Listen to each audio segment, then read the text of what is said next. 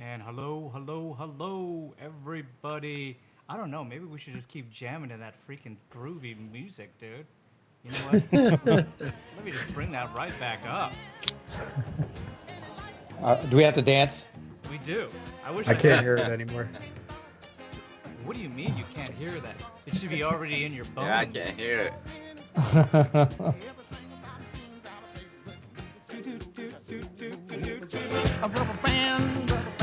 I think you took away the music right as you said you were going to make us dance to it.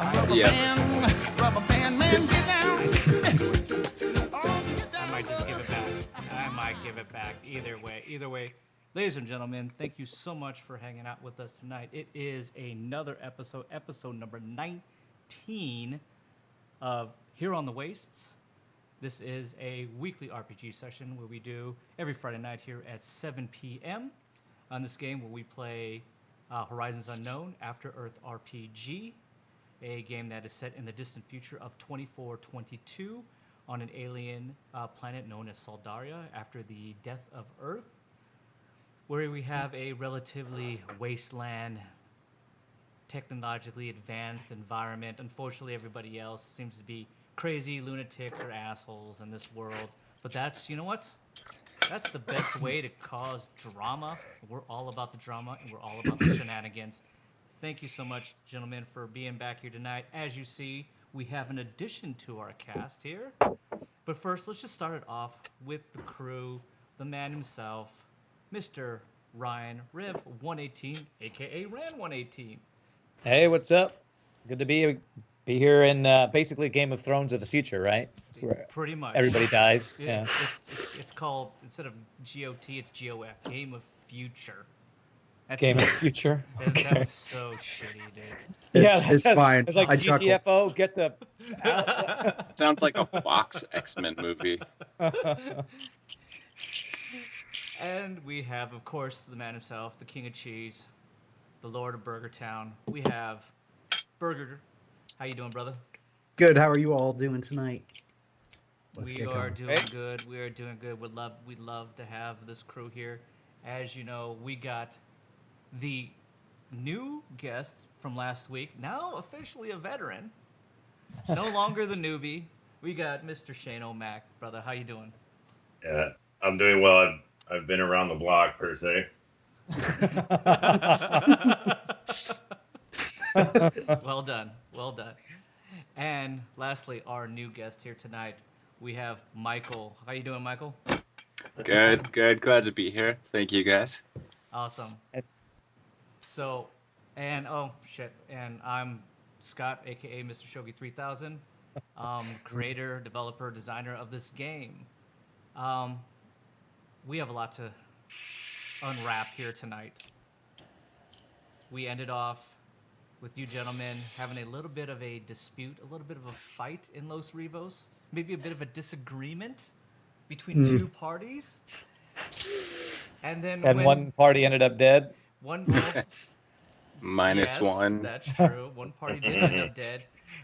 One party decided to abandon another party as well, and was just like really happy to be just like, yeah, those guys are gone.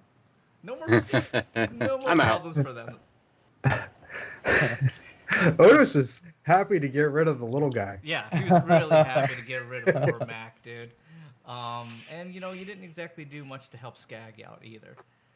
But you did meet Dr. Ace Mars, who decided for some reason or another to help you guys out in your little Disagreement. situations. Disagreement. There you go. That well put. I'm a philanthropist. And with The that, hat. you three were given you were called by Tyrion, the young woman who you've had brief interaction with, to go up and actually, at the behest of the Clockwork King himself, to go up and speak in private. You guys agreed, and that's how we're going to jump into this evening's episode number 19. As you remember, he took you up. Oh, is that sign language? No. Okay. That's Sorry. sign language for something. 19. 19. Hey, we got Pepe Boy Pepe Boy wants to know where his loot is. Rand, that's up for you to handle. We just killed a bunch of guys, so it's outside. You can go pick up the loot while we go talk to the quest giver. Exactly. So. Yeah, Pepe, go. That loot's all yours. Rand left it for you. You go up to a secret back elevator that she tells you will take you up to the 3rd floor. Obviously, you've noticed especially for like Rev, who's relatively just the nature of his own business, that he's always looking for the ins and outs of a place, never wants to kind of get bogged in or caught up in anything. And notices that this seems to be the only other way up or accessible way to get up to any kind of higher floor that you've actually noticed. You've seen no visible stairs. There have been other known elevators or lifts of sorts. This isn't the Great Rotunda is quite large and big, but you figured that most of the rotunda itself was just the 1st and the 2nd floor in that grand hallway in that grand ballroom that you guys were in. She takes you up to the entrance. She opens up the like a little sliding keypad that seemed to be locked, and it's like almost fingerprint detected, and it slides up. She pushes a few buttons. You just figured probably some kind of code. You do notice that she does her best to obscure your vision from that. She's not stupid. She's done this quite many times, and whatever protects above, you figure that this is just one of those safeguards. It opens up, and she bids you to walk in. It is you. It is just Tyrion. The guards who are following you decide to stay outside. They do not enter the lift, as well as Dr. Ace. Do you guys go inside? Tyrion goes in first. Do we still have our weapons with us?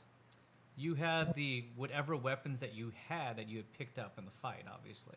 I'm to assume that you guys didn't want to part with any of those. Yeah. Well, I would like to step in while holding my weapon, watching these guards to see if they're going to try to take it away. Okay. They do not. Okay, then I will turn around and look at whoever's still standing outside the elevator as I step inside. I follow. If Rev does it, I'm following him. Okay. Doctor, what do you do? I'm in. This is a lift that you've been up many times. So this is nothing new to you. You know exactly where it's taken you, and that's obviously to the upper chamber. You as well go on. Tyrion again turns around. There's another panel. She pushes one of the buttons. The doors close. And the guards merely stand there and then turn around and disperse. So they stay outside the elevator? Is that correct? They stay outside the elevator. They do not enter with you. Okay. The elevator ride is probably 10 seconds, relatively short. And you notice it really only takes you up one other floor. As that reaches the top floor, the hydraulic lift stops. The doors open. Tyrion, standing in the back, merely motions for you, gentlemen, to exit. I'm going to take a look outside the elevator before I take a step out, just to see that we don't have any, unwelcome weapons or guests pointing weapons at us. Sure. Go ahead and roll an awareness check. Okay. Thinking Rev was going to go, I'm automatically going to step out there. I rolled a 17 on awareness. Ooh, Okay. nice. Don't notice any other, there's no guards in there. Nothing that strikes you as something that could be harmful in any way or some kind of trap. Okay. As I see Otis just stroll out. As you see that, as you take a look and you see that, Otis just jumps right out. Kind of nudges me over as he walks through. Okay, if Otis is going for it, I will follow him out a little more warily, but I will follow him out. Okay. Doctor, Yeah, I'm walking out. you're walking out as well? Okay, you merely follow them. With that, Tyrion follows you out. What you see as you reach the top of the elevator, and the door opens, is a relatively grand room. There are floating chandeliers above, and all the walls are decorated in red, green, and gold tapestries.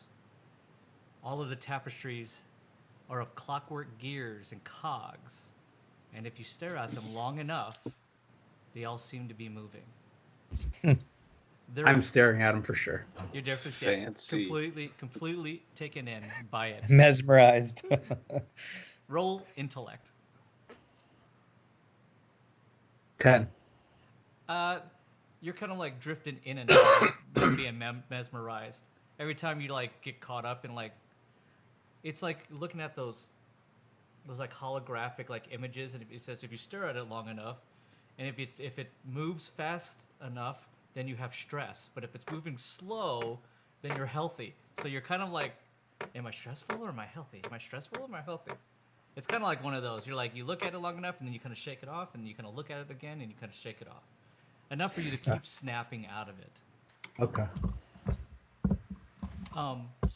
The rest of the room seemed to be lined with pillars lining the middle, with this kind of gold runway-like carpet that leads from the door of the elevator all the way up to a large marble-like geared desk that seems to be in front of a very large half-moon shaped window that peers out into the world outside. The sounds of clocks and gears turning seem to fill the room. Just above the door, looking down at you, is a golden mechanical owl. Its cybernetic optics zoom in and out, and before you really get a good notice of it, it flies off and down towards the end of the room, and lands directly on the desk. The floor and ceiling seem to be lined in marble as well, and you feel that this, if anything, is quite decadent. Tyrion bids you to come in, and as you do, from the shadows and behind one of the pillars emerges a figure. He is draped in a red worn hooded cape, and underneath the figure seems to be wrapped or bound in some kind of dark leather straps. As he comes into the light, you can see in some of the areas are exposed cybernetic arms and legs. His chest, though, has some exposure where you can see that he's still blood and flesh. There's still kind of humanity to them. But you do notice that it's his, if anything, his chest seems to be heavily scarred. His face is partly covered by some sort of scarf that covers over his mouth, but his cybernetic eyes glow a deep blue. Tyrion, unfazed as this figure emerges, goes, "Hello, Voldo. You're still here, it seems. Good. I'm sure you'll be a welcome addition to our conclave here in this room." And with that, Michael, go ahead and introduce us to Voldo. Alrighty. Well, first I want to say thank you for the lovely introduction that he just gave me. So I turn, I look over at everybody kind of just standing there. I notice Ace and Rev, kind of give them a little head nod. Then I turn over at Otis and just kind of eyeball him slowly up and down. I pay no mind. I'm looking at all the stuff. And then, yeah, just turn back and say, hi, hey guys, how's it going to the two I know? Rev and Ace. Ace, you've seen Voldo many times here. Not like you've carried on any kind of conversation with him or anything. Everything has been relatively in passing. But you've seen that he has obviously done some work here with the Clockwork King, Baron Moncrief himself, as have you. So it's merely just a passing, I know you, you know me. You've never really exchanged any conversations or anything like that.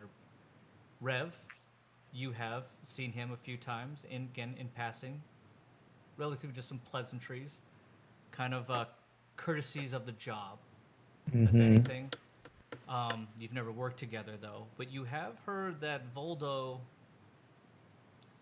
is a curious individual.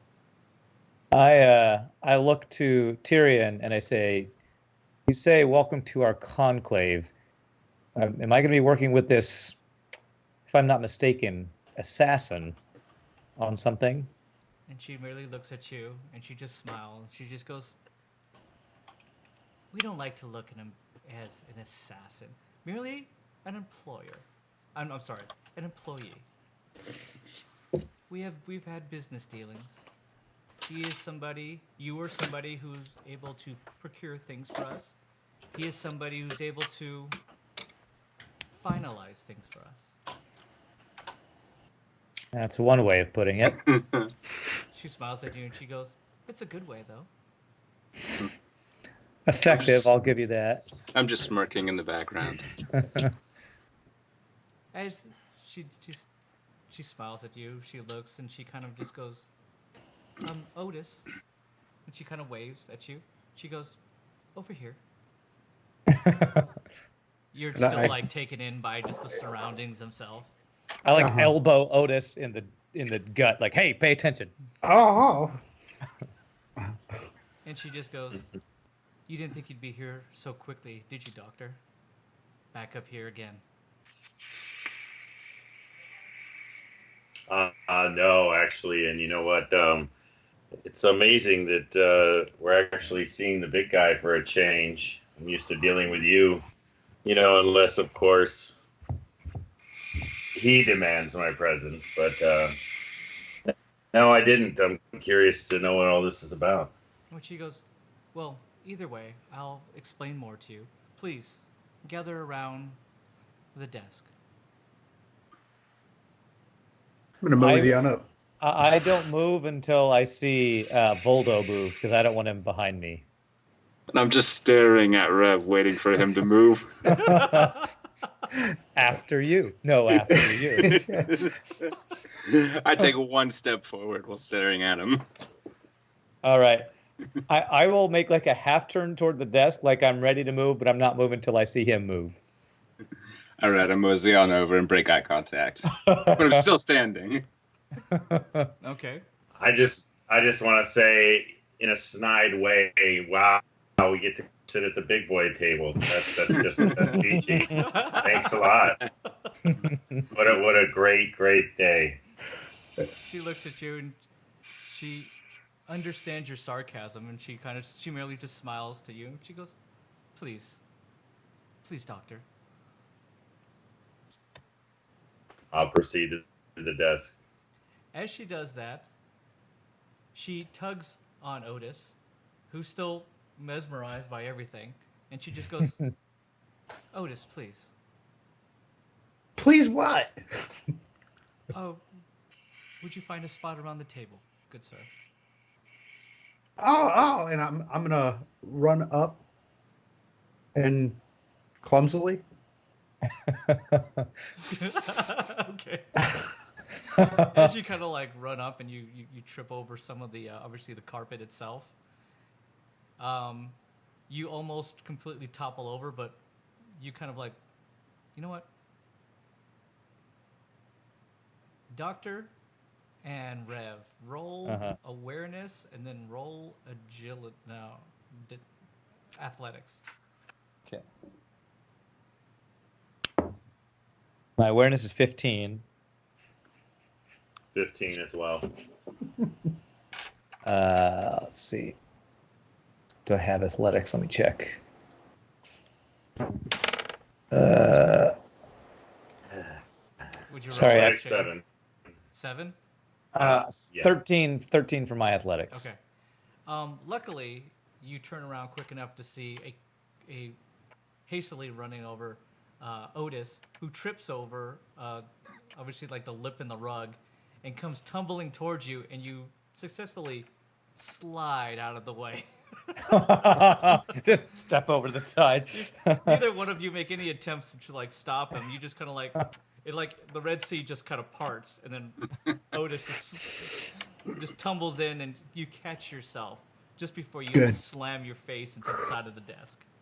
I'm gonna do a little wiggle. And I'm gonna get up to that desk now. Voldo takes a look at you, merely just kind of like, Shakes his head left and right. yeah. He's no threat. I marked that down in my notebook. Tyrion, walks around, does her best to find a place on one of the other empty parts, and there are little stools there, and you each sit down. She tells you that Baron Moncrief has entrusted her to discuss this present situation, and that Baron Moncrief will not be joining us. Of course, this is nothing new to Yeah, what a Voldo surprise. um, or Ace himself, unless obviously Dr. Ace is obviously doing any kind of maintenance work on him. Then obviously he's given special privilege to always meet with them. But even then, they briefly even have any kind of conversation with one another. She says there's a pressing situation, and she begins to tell you about its nature. And that for he is currently, right now, disposed of dealing with chewing out his guards for allowing this situation to have occurred. She tells you that he's outraged at a couple of low-B broken, who are the ones who caused this problem at his party. This evening, killing at least 4 of his invitees and 5 plus of his guards. And now it seems that Big Bart, the guest of honor, has now been abducted. She goes on to tell you what he really wants of you is to ask if you'll find these infidels and teach them a lesson. You will be working protected and under the authority of the Clockwork King himself. She tells you he has many who've made a, shall I say, a soft alliance with, who will fight against the broken if they continue to act in such a despicable manner. She goes on to tell you that Baron wants you to make an example of the broken themselves. He said that he found out that Walter and his insane sister Miko are said to be currently employed, lent out to one Rufus Titanimus for some special deployment, and that the Whisper Queen might be involved as well. She tells you that it immediately angered him even more so. She waves her hand across the table, and a holographic topographical map emerges, showing all of Lumina, and specifically the Western Waste itself. A flashing light shows up upon the image. She goes on to say, here, the quarries, just outside of North Black Downs, is the place of interest. Immediately, Otis, you know exactly this place. The quarries themselves have been closed down for many of years, mostly because your father decided that slave labor wasn't what he wanted to be known for. Mm-hmm. But the quarries themselves were rich of resources, and they helped build up North Black Downs themselves. Okay. She tells it that the last word is that a large group of bound workers, mostly children, were recently brought there and scanned in to their systems. I believe there's a group or someone specific that maybe you can search for as well, as seeing all of a sudden these quarries are back up and running after almost 20 years. They're working the mines again. Those were mostly shut down by your father, Otis Dirtbanger. He was a broken, but at least he was a fairly honest, filthy bastard of a broken who held his long-standing agreement with the Circle of Elders. And she looks at you and smiles. Baron Moncrief's words, not mine. I smile. I think it's great. It's a great description. Tyrion goes on to tell you that the main reason Skag was taken was for pure vengeance. And because he's been watched and wanted ever since he obtained his special item. She goes on to tell you that she knows that the person who you were with is not Big Bart, and that you are all carrying on this ruse along with him. But needless to say, we've been keeping tabs on you, and feel maybe that we have some similar interests. She continues with that Baron Moncrief will keep your secrets safe, though, and help you make your current troubles disappear if you help him gather information and strike back if the situation requires. She absolutely pushes through the fact that he will leave that to your discretion. Whatever or whosoever you eliminate on your way to accomplishing the Clockwork King's end goal, he'll sweep it under the rug, lost in the seas of zeros and ones, if you catch his drift.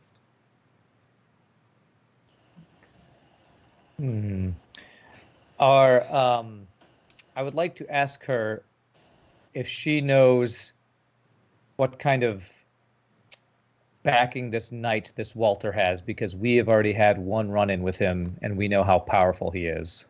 Tyrion merely looks at you.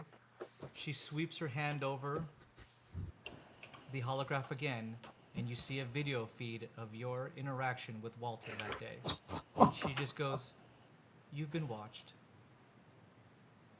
We are If you know aware." how, if you know how powerful he is, are you going to give us any support for taking on these people? She merely looks at you. She doesn't even shift in her seat. She merely just folds her hands into her own. She just goes, "What we're requiring of you is subterfuge, secrecy, and that's why Voldo is here." It's like, good, because that's not me or Otis's strong suit. Mainly Otis. She merely laughs. And she just goes, "Yes, we know. But you do have a good doctor here, and the doctor is a smart gentleman. I'm sure that he can help you on this adventure as well, couldn't you, doctor? And I'm sure that you could use the money." Yeah, I didn't realize we knew each other so well. Because, doctor, you've been here for many, many years, coming back and forth. This is true. And the big guy couldn't see us. Why again? He is disposed of. We said disposed of. It sounds like he's dead. Yep. Indisposed, I think you mean. There you go. Indisposed. Thank you. Thank you. No, he's actually disposed of. I killed him. He's. Is this the whole story? I mean, we find him, we take him out, and then what? Many of our troubles will be eliminated. That sounds like a plan to me. I tuned out once you asked us to kill somebody. And she goes, "Thank you, Voldo." Straight Who's to the point. main target? Is there a priority target, or is it just general mayhem you are searching for? She looks at you, Rev, and immediately looks at Otis, and she just goes, "General mayhem." She goes, "That's right up your alley, wouldn't it be? Oh, yeah. It follows in line with your vengeance plans, I'm guessing." What? Oh, please, Otis. You're the What are last you of, talking about? You're the last of the dirtbangers. Your stepfather killed your family and cast you out. North Blackdown should be your own, shouldn't it? Or do you enjoy just palling around? North Blackdown should be mine. Then General Mayhem it is? Yeah. Rev looks at Otis, and then the other two folks who just joined us and said, "I think this might be your army, Otis." Yep. And I'm just nodding. Very happy. She And I'm shaking my head. I just knew you were one of them, Otis. Like the whole 30 minutes that you've known him, you're just like, "Yeah, I figured that. He was one of those guys. He's one of those mayhem guys." She goes, "But the question is, what about you, Rev?" I I can am all hear that, about. Mike. I don't. Yeah. Rev says, "I understand the power we're going against, and my only goal is to free those slaves, those children, specifically one child that are in those course. minds. Sarai is her name, is it not? Yes, it is Sarai. The holographic map's up still. Yep. I'm gonna point. She's here. I guarantee it. It automatically spins back and zooms in. So it's completely interactive to anybody who touches Oh it. wow. Ooh, that's cool. I look over at Voldo and I say, "You've been in the business for a while. Have you ever had a run-in with Walter the Knight?" I've had run-ins with a lot of people, but not specifically a Walter the Knight. Many knights who are now dead, but never Walter. She showed us the video, right, of our interaction, of him basically one-shotting me. That's exactly what she chose. Right up to that point, it was just rolling on repeat until Otis touched it, and then it went back to the map. All right. Well, I say to Voldo, this night is no pushover. I saw the video. Doesn't look like it. I got a few tricks up my sleeve. I think we're going to have to work together if we're going to take out somebody like this. That one I feel like we could do. Gonna have to watch out for Otis though. I want to Doesn't look seem at like the he's map all there. more. I want to look at the map more and see if I can like zoom it in to like where an important person would be in North Black Downs. It can't get that close, Okay. but all it's right. like So it's the like Google It's Maps. the equivalent of Google Maps. Yeah. Okay. While Otis is doing this, he's kind of like not paying attention to our conversation. No, he's just moving it, and he's playing with the map. he's like spinning it around. Notices that it kind of spins on like an axis. We got to get this in the ship. I do say Otis's strength is not in one-on-one. It's more in creating havoc. So He's a I good think- distraction. he's a very good distraction. Tyrion listens to this. She just goes, and don't forget the good doctor. He's definitely a man who has tricks under his sleeve as well. Don't you, good doctor? There's still life in you. There's still life in you yet. Oh yeah, this far from. And you know, I am a humanitarian. I just, I can't. I shudder to think of what those kids are going through. Well, Doc, I'm hoping you can maybe give us some upgrades, because this is going to take more firepower than I had the last time I ran in with this Walter. Frickin' Rev. I'm scared, man. I got one shot. I got freaking one shot by this guy. Oh, that's true. You're right. You're right. Roll. Well, if anyone could use an upgrade, it's you, Rev. Oh. I can't even argue with him. With this video running in front of me, I can't even argue. Doctor, roll knowledge. If you have it, roll it. If you don't, then you're just rolling just a regular d20. Yeah, I have it. Go ahead. So you roll it twice. Take the higher number.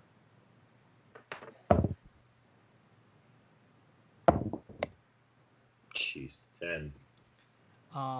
Oof. The name Walter doesn't ring any bells, but the name Miko does. And word, you've never met her, but word that you've ever heard is she's definitely 100% worse than her brother Walter. Was Miko the Whisper Queen that you said? No, Walter and Okay. Miko. His sister is Miko. Okay, Walter and Miko. Okay. And they're currently on special deployment with Rufus Titanimus. Okay.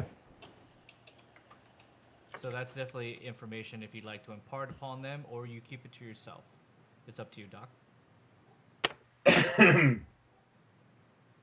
All right, now I'm going to keep it to myself. Okay. As she continues, she just goes, we haven't... Let me put forth an agreement between us that will be binding this conclave. She merely states that you are required to hunt down those who attacked tonight and destroyed his gala, and the many injured people as well. Find and hunt them, bring them down, Bring me their heads or any other verification of their expiration. Immediately, she looks at Voldo. She goes, you know exactly what I'm talking about. I'll bring you the penis.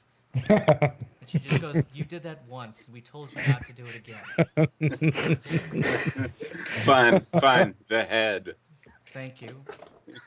She goes, find any other information why the Whisper Queen has been working with Falcorn, and if the relationship is beyond business. If so, and she kind of leans in, we want both of their heads. You will be paid handsomely for both. This is like music to my ears. And then she turns directly towards Otis, and she just goes, and kill Rufus Titanimus. I'm just gonna put my arms up like, what now? She just goes, I'm just pumped. I'm happy about all of this. she merely smiles, and she just goes, because simply, he's causing problems in the region for business.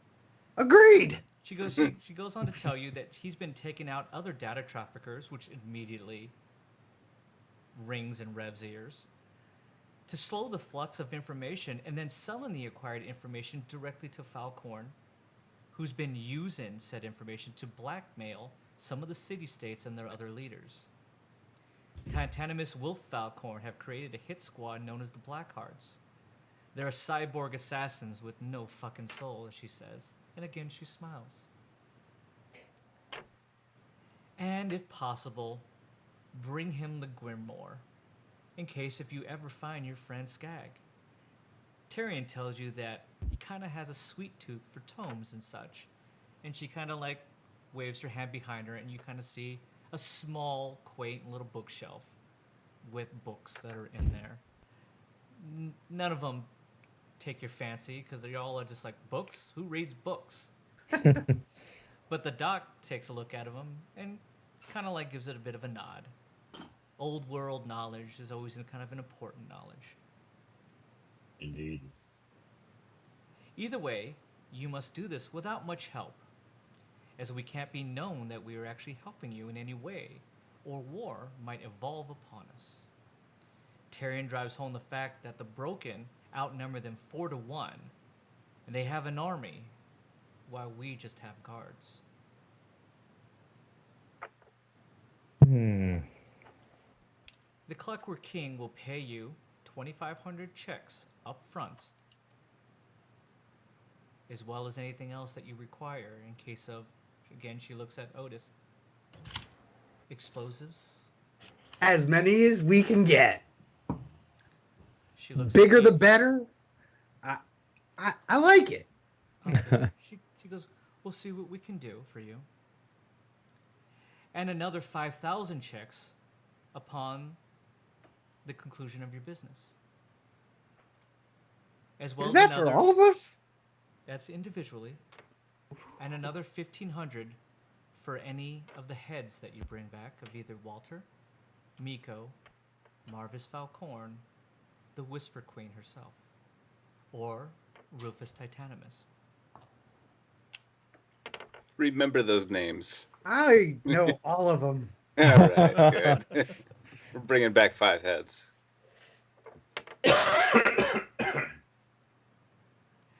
And of course, the most important part, gentlemen, all funeral expenses will be completely covered if there becomes an issue that needs to be addressed, or essentially hazard insurance in the eventuality of a possible death. Good to know. That's an important clause. Yeah. Hey, no mind. He requires that you do Affleck. take. He requires that you do take Voldo, though, who is a trusted professional of elimination and extermination, as well as the good doctor, who seems to have made friends with you a lot, quite quickly. And the doctor is I good wouldn't as go that far. Doctor, we've been watching. You didn't have to sacrifice yourself in that little melee, now did you? But you Well, did. you know, You have a soft spot for Raz. it's whatever you say. Hmm. I definitely have no other motives whatsoever. I have so many. As well as it says, take the doctor, who seems to have made friends with you a lot, and the doctor's good in a pinch. Plus, he needs to get out there and just stretch his legs a bit. He's been cooped up for much too long, Doc. Haven't you? Wow, you know me a lot better than I thought. Always great to see you, love. She merely looks at you and she just goes, "Love?" She throws up in her mouth a little bit. Rev looks over at Doc and says, "If you hang out with Otis for very long, it's not going to be boring. I'll tell you that." Pie Boy wants to know. Can I go through those names again? Are you writing these down, Pie Boy? They are Rufus Titanimus, Pie Boy. They are Walter. They are Miko. They are Marvis Falcorn. As well as she tells you that Baron Moncrief seemingly seems to trust the doctor, and to be honest, he'll be sure that he'll make sure that all is done in the best interest of our agreements, since he is a doctor. Yes. Yeah, the Hippocratic Oath means a lot. And she looks at you, Rev, one last time. She goes, and he has a gift for you. If you agree to do this job, we come into an accord. And she takes the image of the holographic and she wipes her hand across it. And what you see is a brand spanking new Super Devil Wing fitted with hyperreflective paneling that grants Mirage. It's equipped with new ion pulse engines that are super quiet and energy efficient, and armed with 2 man plasma cannons and 1 rocket launcher. And I got a new ship! Yes! She merely just goes, "This is your gift. It is already at the docking platforms waiting for you." Thank you. Rev looks at it. He just go ahead. He just goes, "But we already have the Rev jet." She goes, "If you don't mind, if you don't mind, it was a piece of junk, and we just took it." Wait. There was a lot of valuables on there. Don't worry, they've all been moved over. Everything, right? Everything. Yes, they brought the porn over. No. She leans in and she goes, "The dragon breath has been moved over." Not that. The wasteland fuel. Oh. Did you really want that? And I just scream out, "Of course he wanted that." She barely like looks at you and then touches you with a smile and she just goes, "Got ya?" Thank you. Please take care of that. That was a joke. Was it a good joke? No, it was terrible. Oh, okay. Forgive me. I'm sorry. It's okay. Yes, It's okay. That as well has been moved over. After the mission's over, can I maybe have the Rev jet back though? Okay. Okay. Good. I just, it's kind of a work in progress project. I want to make sure she's taken care of, Don't worry. Well, hold on one second. She pulls up her sidekick. She just goes, you hear her just go, "Whatever you do, don't junk it yet. Don't junk it yet. Just store it. Store it, yes?" And she keeps looking at you. Yeah, store. Quick No look junk. at you. She goes, "No, that's nobody. Don't listen. Don't it. Yeah, just store it. Yeah, okay, perfect. Thank you. Wonderful. Sounds great." And she turns back. She just goes, "It's been stored." Okay. All right. Then I'm in. Wonderful. I'm into. As she does that, I love the Rev jet. She looks to each one of you, and then she goes, "Voldo, of course I know that you're in, but for the sake of the conclave here and the sake of your agreement, please give us a nod if you agree to the terms." I agree to these terms. Yeah, why not? She goes, "Perfect. And Doctor, how about you?" sounds like I've already been volunteered, so count me in. You can always walk away, Doctor. Doctor, these kids need you. I'm going to try to play the guilt But card. there is many that can be saved. This is true, and you know, I can always walk away. What? Did you say something in English? You broke up a little. You broke Yeah. up. What'd you say again? I said, you said I can always walk away, and you're right. And the beauty of it is I can always choose when. And she looks at you. She just goes, "Well said, Doctor." She goes, "But we hope that it's after the conclusion of our business." Yeah, I'm sure you do. She goes, "But needless to say, I think these gentlemen could use your help. And if you don't mind me saying, your work could be done here with old Voldo as well as Rev. They look like they could use some upgrading." Yes, please. I never turned down an upgrade. I'm human. Yeah, but about that, I hate to see, you know, I hate to see struggling. So there may be something I can do for you, gentlemen. Okay. Nice. Well, we definitely hope that you can. I'm to assume that these gentlemen, but you know, they look like they've seen some. They've seen some action. And if you don't mind me saying, Rev, as well as Voldo, I mean, we've said this with Voldo for many, many years at this point, that you're kind of looking worse for the wear. And everybody could use a little upgrading. Rev just keeps looking at that video like, you can. I know, okay? I know. Besides the fact that the good doctor's experimental Titan framing could really even increase your armor as well as your outward capacity.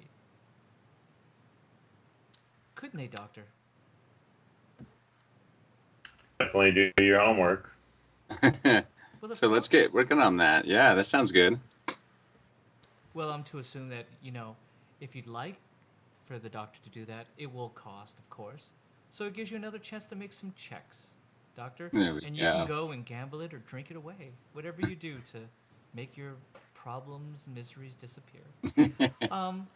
And then back to you, Otis. Because what exactly do you require out of this? North Black Downs. Well, essentially it belongs to you. Nothing would make Yeah. us happier in here in Los Rivos to have a dirt banger back in North Black Downs. Yeah, I'm good with this deal. Everything sounds good to me. Wonderful. With that, she swings past her hand through the image of the Rev jet. She sweeps it back, and then there's the quick image of Rev being knocked down into the ground, and she just goes, "I'm sorry, forgive me." Slice and packs again. And it pulls up the topographical map where she blows it up, and you see where the quarries are. The quarries are essentially, they are about northeast of North Black Downs himself. And it is, from what you can see, almost a 2 to 3 mile wide quarry that is being built. You see that there's a lot of people down there, a lot of action going on, of people going in and out of mines. And you also notice that it seems to be pretty well fortified. She just goes, "This might be a job for just, you know, a little stealth, gentlemen. Kind of blowing up the front door might be a bad thing. But I leave that into your hands. Your capable hands." Just give Otis a look. Okay. Quietly. And she goes, "Is there anything else that you require from any of us?" And just as our agreement is, we will is there- absolutely make sure that your records have been expunged. Is there some sort of like pilot training or autopilot feature on this new jet, by the way? Pilot training? Why? You have a top-notch pilot right here. Yes, he is. I'm the best. He's self-taught, though, so you know, a little training wouldn't hurt. A little training? She looks at you, Otis. She just goes, "Do you require training?" No, Just a little bit. Just a little bit. I don't need any. Just on the landings, mainly the landings. Rev, that jet we've been flying is a piece of crap. This thing is perfect. I've got this. She goes, All right. it does have autopilot. Okay. I don't hear it. Jet was not a piece of crap, by the way, but okay. With that, she just goes, "Perfect. Now, on our end, we've already completely expunged your records. Everybody who was looking for you is not looking for you anymore. Essentially, Rev 118 and Otis Dirtbanger no longer exist." The best thing we did. She goes, "Of course, for you, Voldo, it's important that you do exist in this world. And for you, Doctor, as well. Nobody's actually looking for either one of you. Are they, Doctor?" Sure hope not. Good to know. For that, With that, she just goes, "I would suggest that you go and check out the quarries. Find out what you can, and find out why these quarries are now active again. We have information that large carriers are going out from the quarries, and they're going west back to North Black Downs, as well as east towards San Dormo.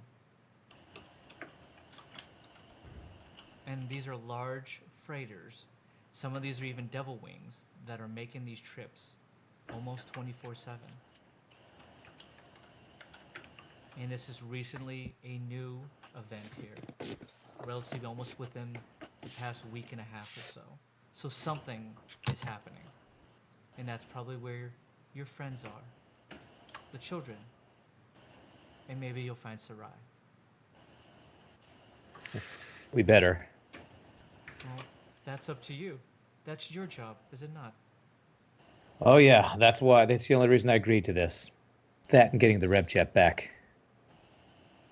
And she looks at you again and she just goes, "Okay, maybe we should take back the other one and just give you back your Rev jet." No. You're right. The Rev jet's safer here.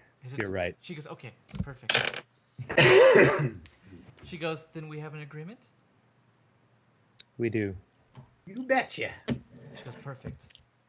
She goes, "Gentlemen," and with that, you hear dings on your sidekicks, and you notice 2,500 checks have been deposited directly into your accounts. And she goes, "Again, use your discretion. We will wait for your word. And if you happen to save your friends, I bid you good luck. Thank you. And if you ever need anything, feel free to contact me. We will do everything we can on our side." Before we leave, I believe you have my soul blade, my soul naginata. Yeah. I need my stuff too. She goes, "Of course." And she merely snaps her fingers, and a guard comes from the elevator. And as he does, he comes bearing your weapons. She goes, Great. "We made it a point to bring them directly to you because we knew that absolutely positively you would not turn down our agreement." It's perfect. I just keep looking at Otis. It's well crafted. That's what. And she goes, "Luckily that the good doctor here carries his own weapons and such, don't you, Doctor? Housed in your legs, is it not?" well, I'm sure the video footage shed some light on that. The cat's definitely out of the bag. She goes, "Yes, we've been watching." You know, if I'm gonna do any work on these guys, you think the big guy will let me use his lab? She goes, You know, if you give us a couple hours, we can just create a lab inside the Devil Jet for you. Something Wow. that it's The easily, deal just- you can use to work there and create all your other interesting inventions and such. the deal just got a little sweet, didn't it? I trust you will See what I'm equip talking it. about?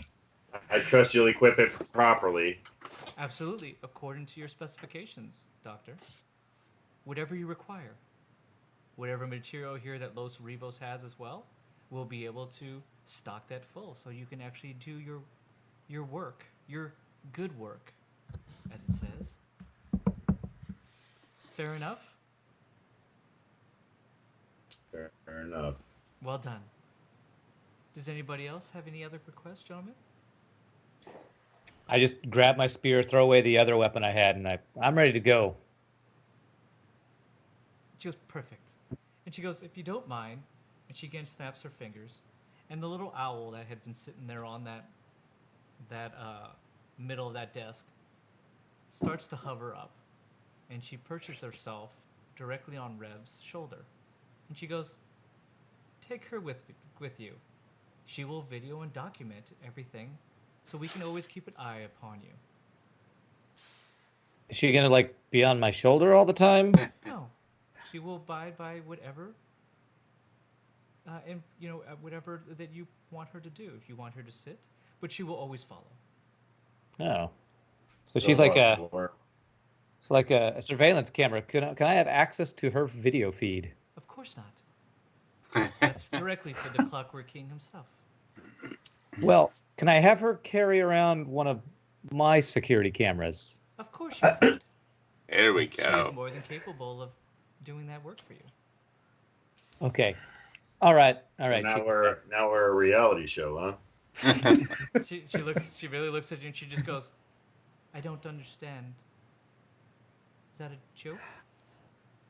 Yeah, good one. Yeah, it is more of a joke than you'll ever know. And she goes, forgive me. That must be that old Will humor. Isn't it, Doctor? Yeah, old, definitely. Old. Maybe like Earth humor? You're very intuitive, young lady. That's my job. She goes, oh, by the way, the owl's name is Pencil. Okay. Pencil the owl. Yeah. Okay. All right.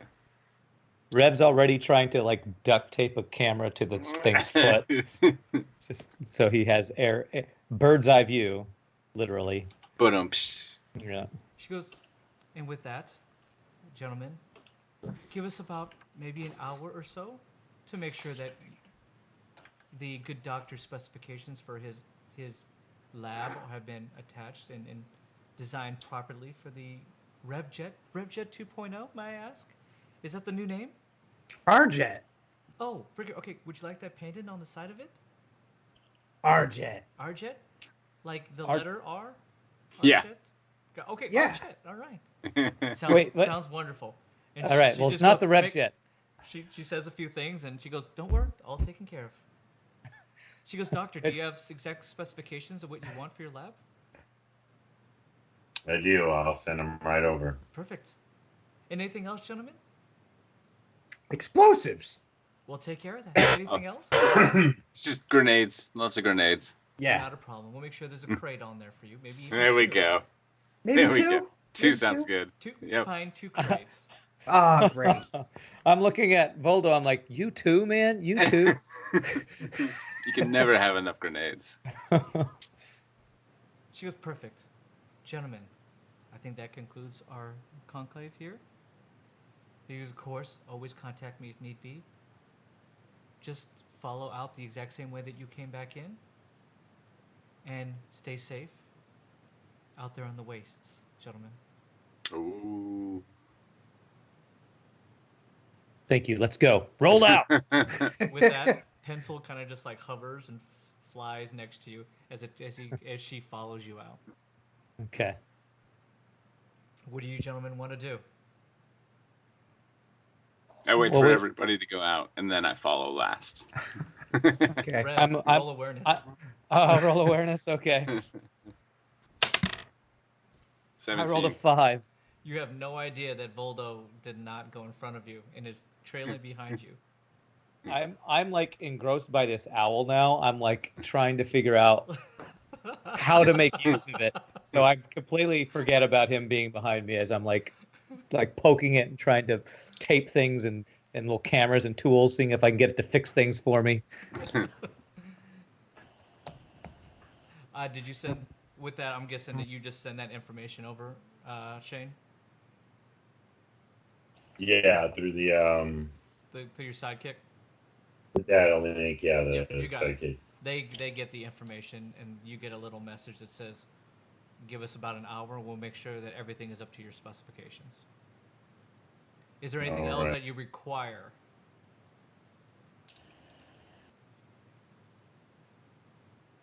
I said grenades, right? Yeah, that's Yeah, all okay. been taken care of. All right. His little laboratory bench. Is there anything that you require?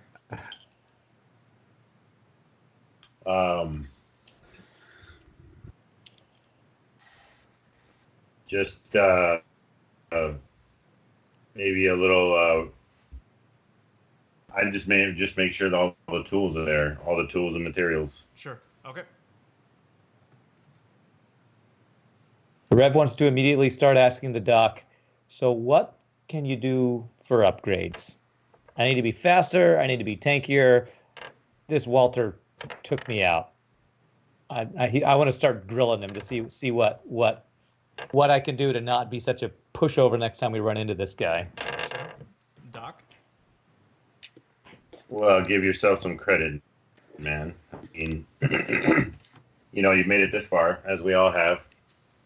I have some interesting things I can fit you with that we'll have to look at when we get to the new rig. The Titan frame is probably the cutting edge in the cyborg world. Titan frame, is that like the structure that your robotics are based on or something? I'm not familiar with that term.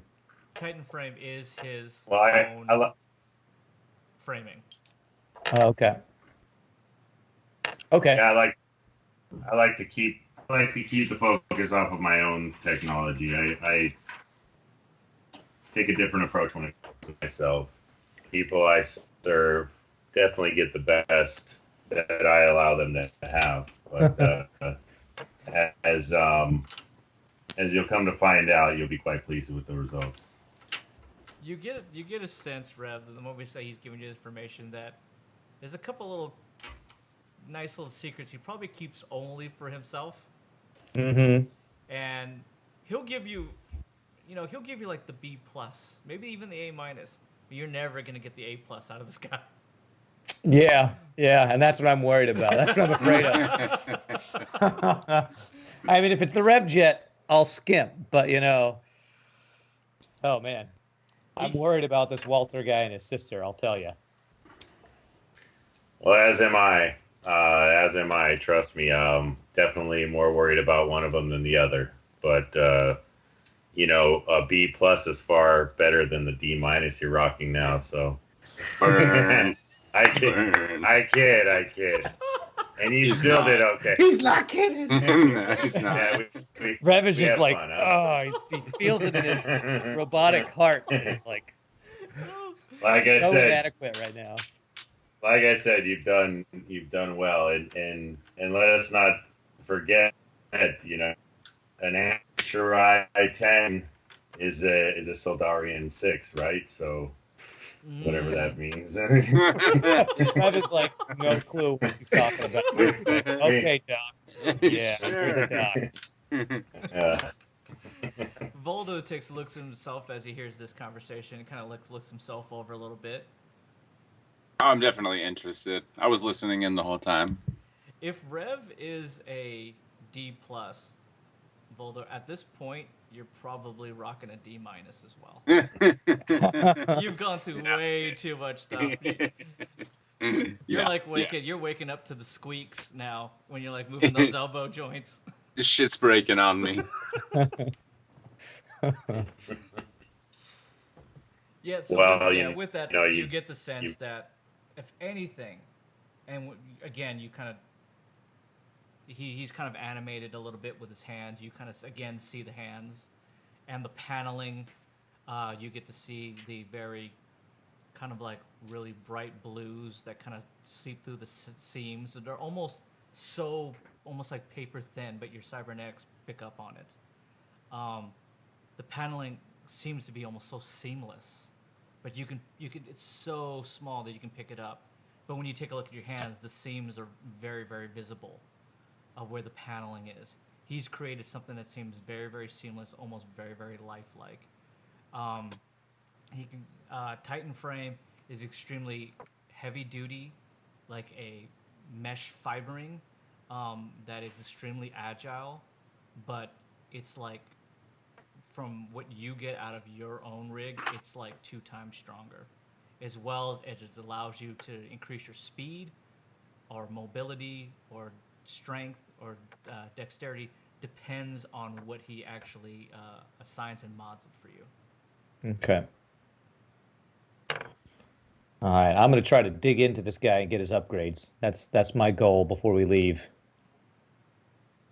As well as as you saw that when he hid his drones, that the paneling seems to be something that can be molded around as well. So you can actually hide some of your weapons within your panels, which you Rev can't do on doesn't. your own. Yeah, well, Rev only has one weapon, and it's his Naginata blade. So I don't know that there's much hiding he can do that unless it's, contracts. And I don't know that that's something that would be possible. Otis would love to like hide grenades in his legs. We're going to turn our Otis into a cyborg. We're just all going to be cyborgs here. With that, the doors open up. Again, the guard gives you your weapons. So whatever you guys had previously, you have. Mm-hmm. And you also hear Tyrion call back to you. Goes, gentlemen, I almost forgot. And she kind of like slowly walks up behind you. And she just goes, from now on, you will always have a room at the Sapphire Inn. Completely taken care of and on us. Whenever you require some rest time, you're always welcome here. I'm just going to give her a hug. As you do that, she merely puts out her hand and she stands back. Keeps you at an arm distance. She just goes, please. Thank you, though. Really want to give her that hug. Do you continue to keep going forward even through that? Yes. You just okay. Well, roll strength. And Rev wants to grab his collar and stop him Okay. from. Go ahead and 20. roll power. All right. Okay. You rolled Should 20. I roll? Oh, you have to roll. Then you have to roll. I power have to as roll well, Rev. against him. All right, I rolled a 13. Yeah. As she rolls a 16, so you actually slap her hand away, and end up giving her a hug. And she just goes, "Ew, ew." She goes, please, somebody get him off me. Rev's pulling, trying to. I disengage. Okay, and with That was spectacular. you see her. She's patting herself, like she's got dirt or something on her. She's just patting herself. She just goes, "Oh my, that was so gross." I'm not insulted. She throws up in her mouth again. And with that, she just waves at the guard, who just immediately opens up the door, and she hear him just go, "Please, gentlemen." Rev turns him, puts his arm around. All right, let's go, Otis. Let's go. Yep, I follow. Ushered in. All right. With that, gentlemen, what do you guys want to do? Obviously, the elevator is going to go down, and you'll emerge back on the second floor, which you can obviously go back into the grand ballroom out the front door, which you start to notice is completely cleared out at this point. Whatever time that you had spent up there, you figure that it had to probably be like 50, 60 people just cleaning up the mess that this little gala had created, as well as there is nobody within the Grand Rotunda at this point. It is completely empty. So we can now leave and start trying to prepare, correct? Okay. I would actually like to turn to Voldo and ask, you have some experience in stealth. Do you have any recommendations on ways to increase my ability to mirage and hide myself? You just use the terrain. That's all I can say. Got to cover yourself up with whatever terrain you're in, unless you got something else that can hide you. Well, when he says that, I actually turn to the doctor and I show him, because I have the mirage ability. Mm-hmm. I want to ask him if this is something he can upgrade. If he has some way to increase my mirage. What is it called? Yeah, I don't have that.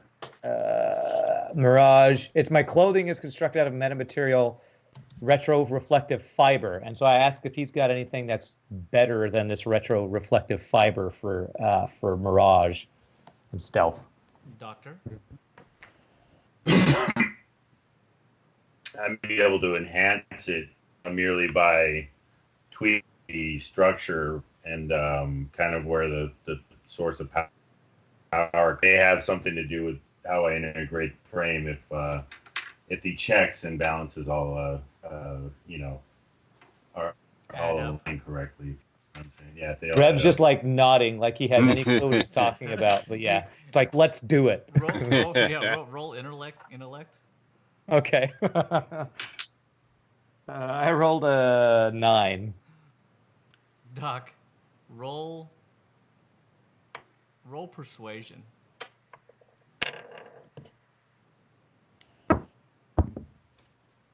Oh. I rolled 1, but I have prep trumps luck. Can I use that? And re-roll?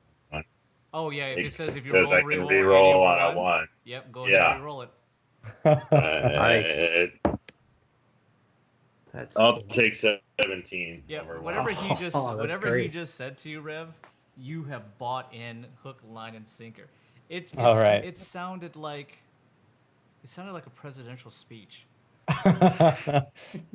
Like, this guy's gonna make me a new man. It's just that kind of feeling.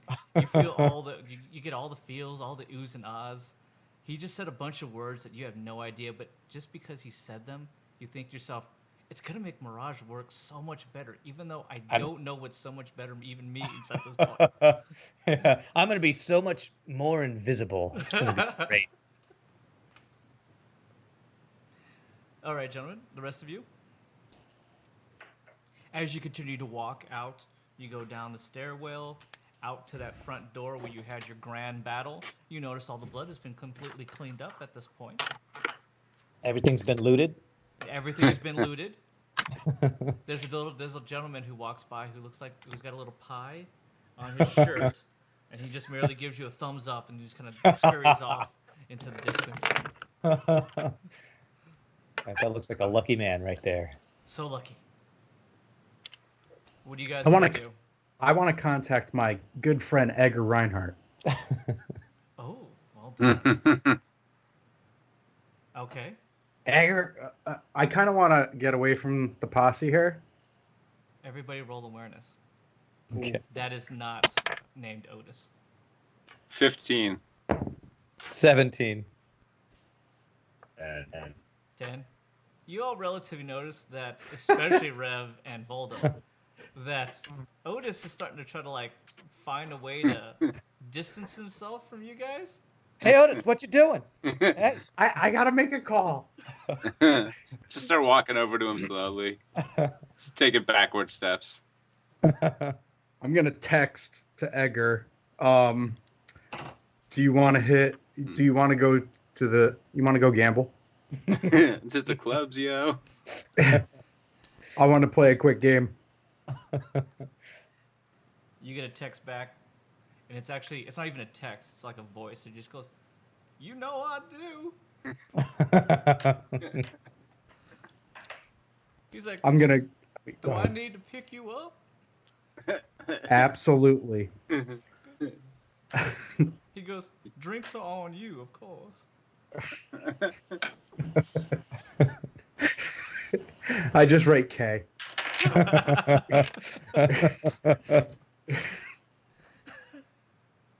When you hear that, Doc, you immediately just go. You absolutely could hear that voice, and you're just like, I know Edgar too. Damn, the doc knows everybody.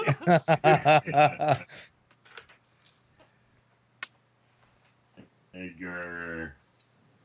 Edgar is just one of the he's one of the employees. He runs. He's basically a cab driver. He's basically the equivalent yeah. of a cab driver, and he is a gambler and a drunk, and he just likes to enjoy his time. Him and Otis get along really well. He's my contact. But you've had a few drinks with him, and you guys have done a few nights of gambling. Voldo, Sure. roll a d20 for me. 15. Holy shit, Voldo, you know Edgar as well. You and Edgar have gotten drunk a few times. All right.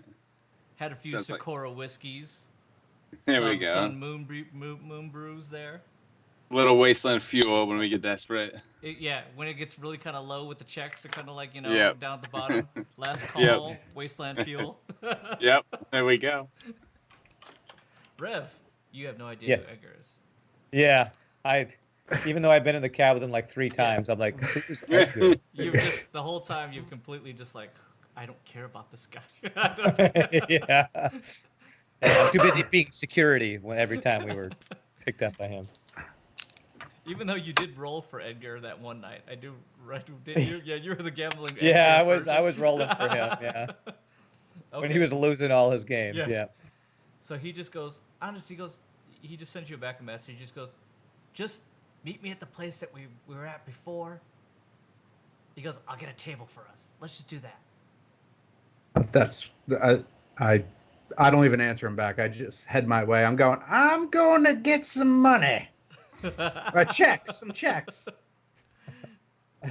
Okay. Voldo and Doc and Rev, what did you guys want to do? Anything specific you guys want to do before you make this journey here? I would go pull out some money so I have some. You guys always have it on your data links. Okay, cool. Never mind. It's not ATM world. All right. That's it, shit. Yeah, I'm just saying random stuff so I could get out of there and go gamble. Fair enough. I'm in an intel gathering mode, trying to use my investigation and my knowledge and etc. Okay. Kind of figure out if there's anything out there on the equivalent of internet or whatever, The hive communication, anything that can give me a clue as to why the quarries are up and running again, what's being shipped, what's being trafficced. Just find some buzz, like do a little wiki search, if you will. You definitely know. You definitely know. I don't know if that falls. You definitely know where to go. Right. You go, if that's your what you want to do. You make a beeline directly to the Obsidian. Okay, And that's Rev, where I'm going. I want to go to the nearest armor shop because I feel so inadequate after all these discussions we've had about my cybernetics. And if I'm going to get the B tier treatment from the doc, I want to get as much armor. The B+ tier treatment. The B+ tier. I don't know if that's enough for Walter. So I want to go to the nearest armor store and see how much armor I can pack on my body. I'm going to go with him. I could use it too. Okay, so Voldo goes where you go. Interesting Okay. enough. Are you guys looking at each other as you guys are walking? Eyeballing each other's cybernetics. Just like you guys are like going equal to each other. You guys are matching Yeah, each other's steps. I'm like looking at his arm and I'm like flexing my arm. And I look at his like neck and I'm like rolling. It's like, do I have the same flexibility as him? I don't know, man. I'm wondering if he has like cerebral palsy or something like that because he keeps twitching. You do notice that a few times that when when Voldo moves, you can hear a little bit of squeaking. Some of the paneling and the plates are kind of like being just held by the leather straps together at this point. Otis, I keep school. Yes. you go off and you make your way again to the bar. Okay. In there is Edgar sitting down already as he sees you. He's just like, my God, buddy. I point out, Edgar, He just you're goes, gonna be so happy to see me he today. goes, sit down. I'm We gonna sit haven't down seen right each next other to in like a few hours. him. Yeah. It's been so long. So how much you got on you tonight? Well, I did get a few tips. So I have like 10 I'm gonna give him checks. 500. I'm gonna give him 500 checks. He immediately looks at you and he just goes, oh, but Jesus. Okay. And I'm gonna put. Thank you. I'm gonna. The dealer's there. The dealer is there. It's a young woman who walks Dealer? up and she just goes, Set me up for 2,500. she goes, really? Really? She goes, whoa, Wow. okay. She goes, a little Soul's Gambit? A little Soul's Gambit. Jeez, all right. She goes, just tell me when you're ready. Just a little so. I'm ready. As you guys prepare, she slides you over the dice. She slides over some dice to old Edgar, who merely puts a measly 5 checks out. And then just goes, to Saddam Bruce. For me and my friend. I'm okay. You could have 2. He goes, are you sure? Oh, I'm sure. He goes, more for me. So the girl just goes, okay, not a problem. And obviously drifts off into maybe the pub to obviously go up to the bartender. And the dealer just goes, are you gentlemen ready for your first roll? She goes, do I need to tell you the rolls? What? It's 3 6s and a 4. 3 And then 6s and a 4. And I set 'em up obviously it's with- broken up into 3 Okay. games. And if you do win, you have to double in order to go to the next. All right? She goes, Gotcha. and begin.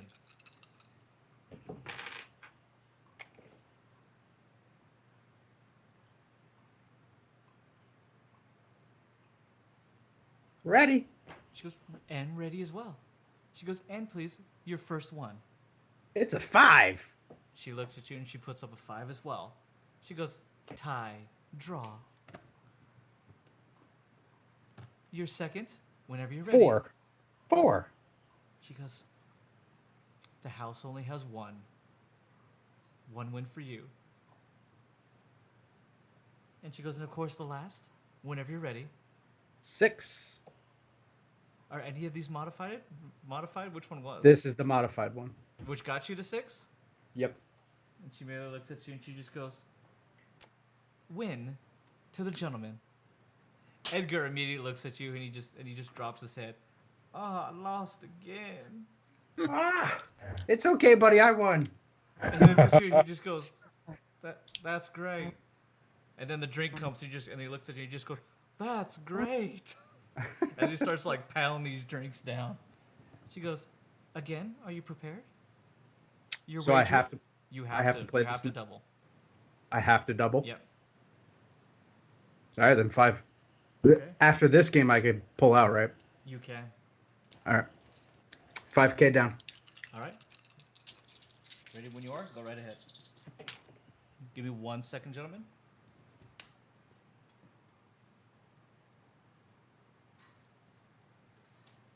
Oh man, I'm so wondering who's gonna win. So intense. Sorry, I have big plans. And it could go the other way.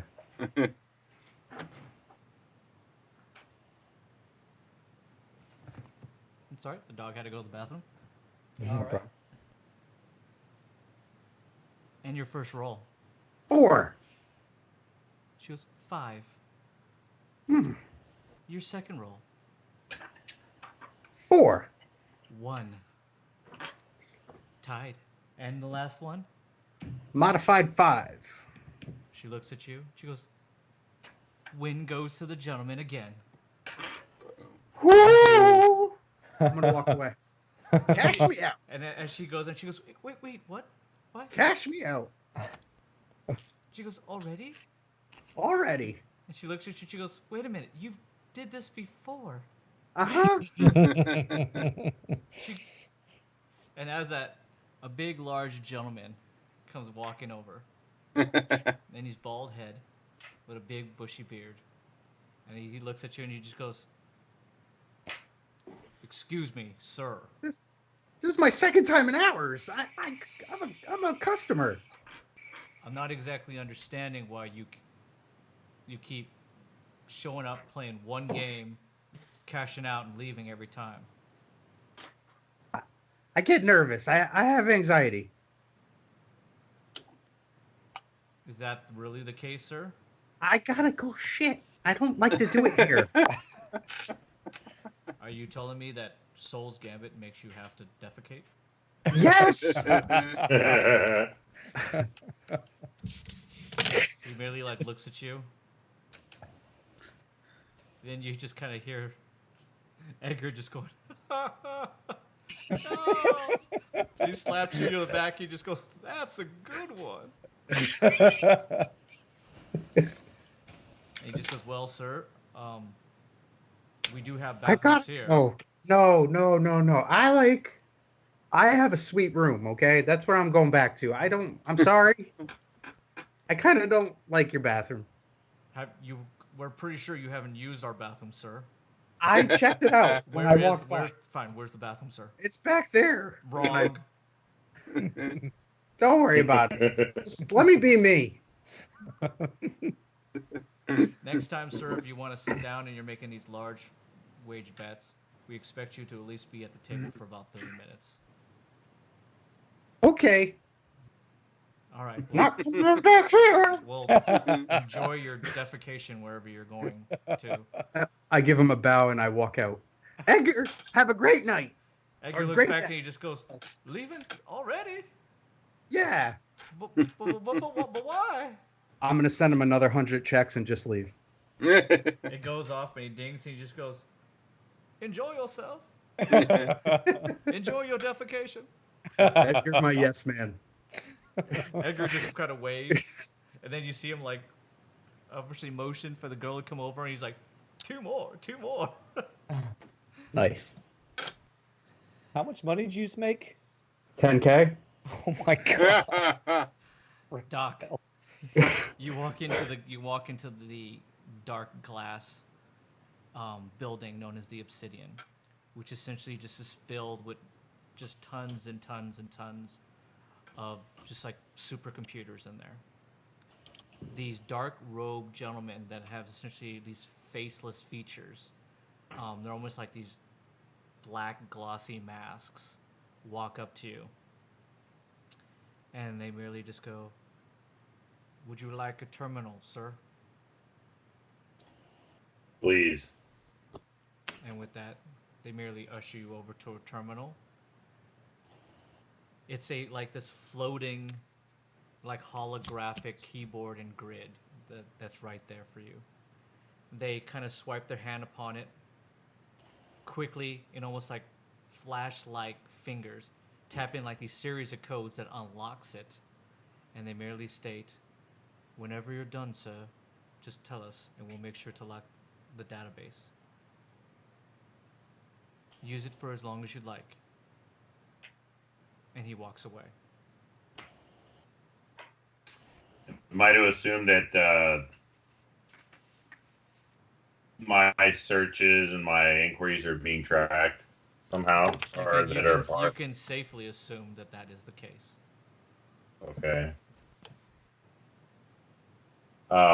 You were given privacy, but You are being Not watched. and anonymity. tracked.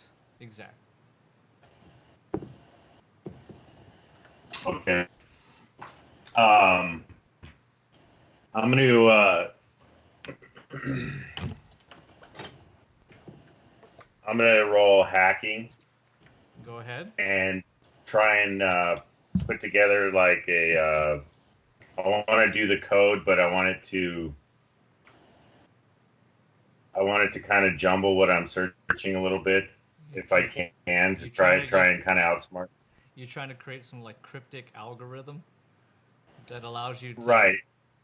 for them not to be able to find out exactly what you're trying to inquire into. Right. I kind of want to do like a like I'm searching for something, but it appears as something else, if that's possible. Sure. It's probably Roll a lot to hacking ask. against me. All right. I have hacking, but Okay. by the Roll way, it, so roll do it I. twice and take the highest All right. number.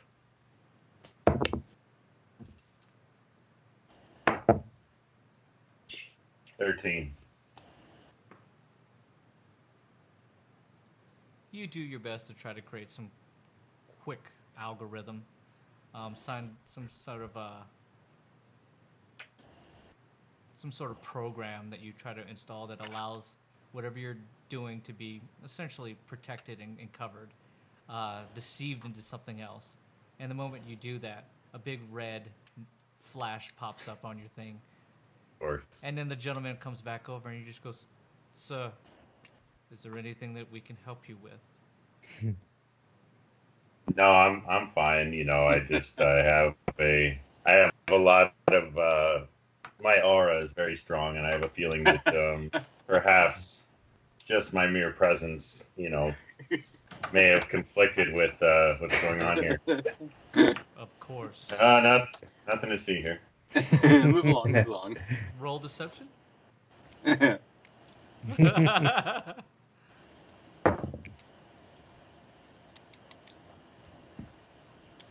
12.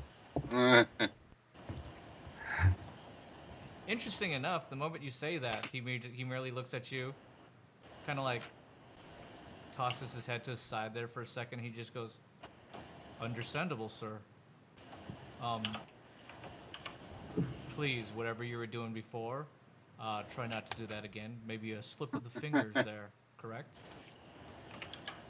Yes, and I am a dashing, radiant fellow as well. So you know that always gets me into trouble. So He really looks at you and he just goes, "Of course you are, sir." And then he turns around in like one movement and just kind of like walks away. all right, so that's that. So basically, I just want to run a search on what's going on just in that region, a general search. You know, in a way that hopefully just kind of looks as if, you know, I'm looking Planning vacation. right, exactly, doing some kind of travel and research. So I want to put in a couple of keywords that may pop something up on the quarries, on the mines, and Relatively, what you get is just kind of like broad-based stuff here. You do get information that pulls up video feeds that the quarries are now active again. You get some information that Rufus Titanimus has been overseeing the quarries himself as of late, so he has been seen there. As well as you are able to absolutely confirm that Miko is at the quarries. There's a lot of information that there's a lot of iron, titanium, calarium, cerulean, boral prime that is being removed from those quarries themselves, and they're being removed in like very, very large hauls.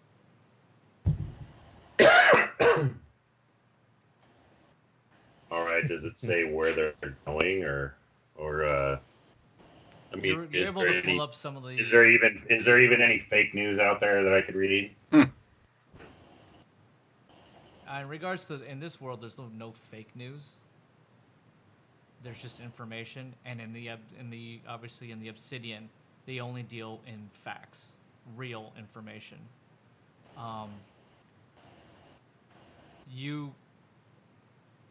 Most of this is going in large quantities. More so, it's almost like in a 70-30 going to San Dermo. You're able to pull up some of the flight manifestos and show that these are full hauls of devil jets as well as freighters that are making their way out of the quarries directly to San Darmo, and then other ones are going directly into North Black Downs. You also get information just by, again, video feeds and such, that the walls of North Black Downs are being extremely fortified with calarium plated steel walls.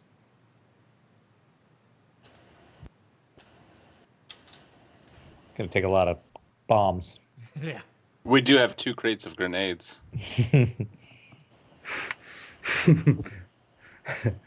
We have a lot of stuff. Hey, good night, Pie. Thanks for hanging out, brother. We love pie. All right. Is there any unrest? Is there any type of controversy going on in North Black Downs? Is there like any Absolutely none. There's a lot of hush hush that is coming out of North Black Downs in regards to its the inner workings, the infrastructure of it, mostly because anybody who has ever caused any kind of issue has been long eliminated. There has been word as well that there has been a lot of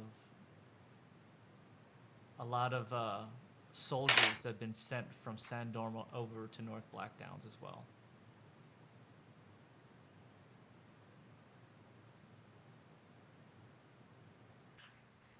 Doc's the only one getting this information, correct? That's the only one's getting it yet.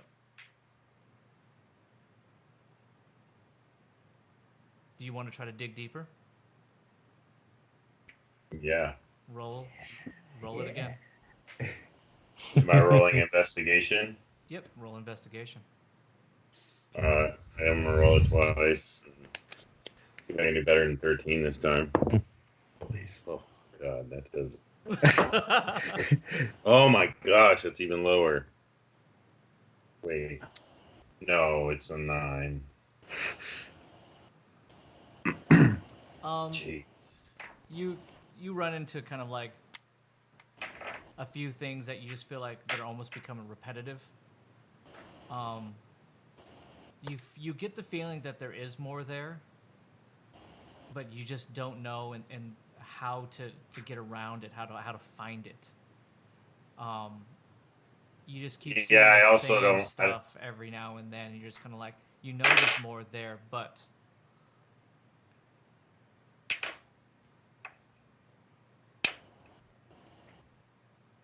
And I'm contemplating whether to actually do specific searches on the 5 players, but I'm assuming I know a little bit anyway, so I'm kind of nervous about setting off any type of spyware or coming up on a list of people that are putting in keywords, like Big Brother type stuff. you can always try, though. Yeah, true. I'm just, You I want use the whole my aura and vibrancy ploy. That seemed to work really well. Yeah, try it twice. I'm sure it'll work 10 times in a row. You're just like, wow, it's like so strong.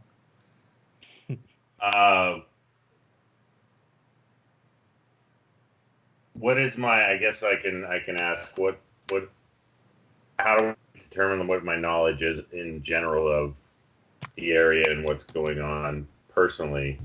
In regards to anything up north, you stay away from anything that's San Dormo because you do not like the Broken. And you've made no efforts ever to going up to North Blackdown because it's part of the Broken Empire.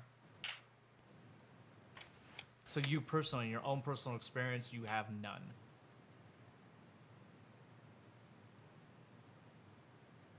Okay. As you're doing this, the gentleman walks up to you again. He goes, "Sir, is there anything specifically that you're looking for? Anything that I could help you with?" Are there any old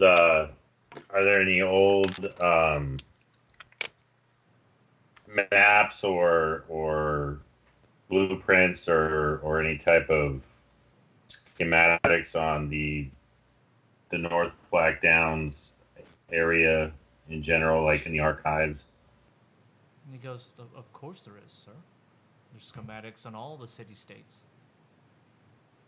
All right. Yeah, I'm just I'm a man of the world, and I get around, and that's always been in a very mysterious place for me personally. I don't know if I'll ever venture to go there, but I thirst for knowledge.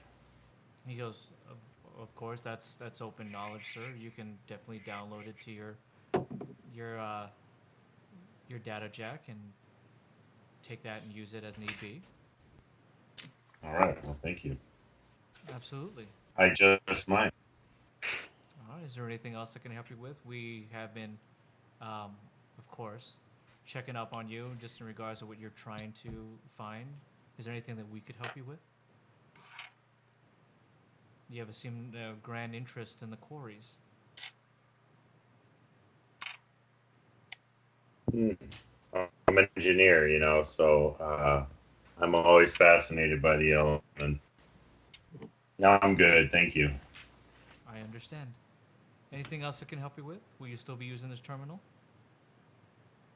No, I think I'll sign off for now. Wonderful. And that, he kind of like waves his hand across the front.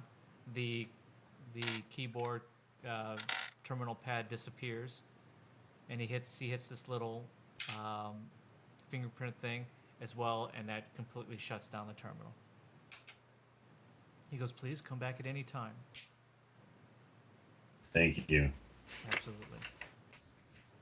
Rev, Yes. Voldo. You go to the bazaar. You've been to the bazaar before. Mm-hmm. It's just a bazaar.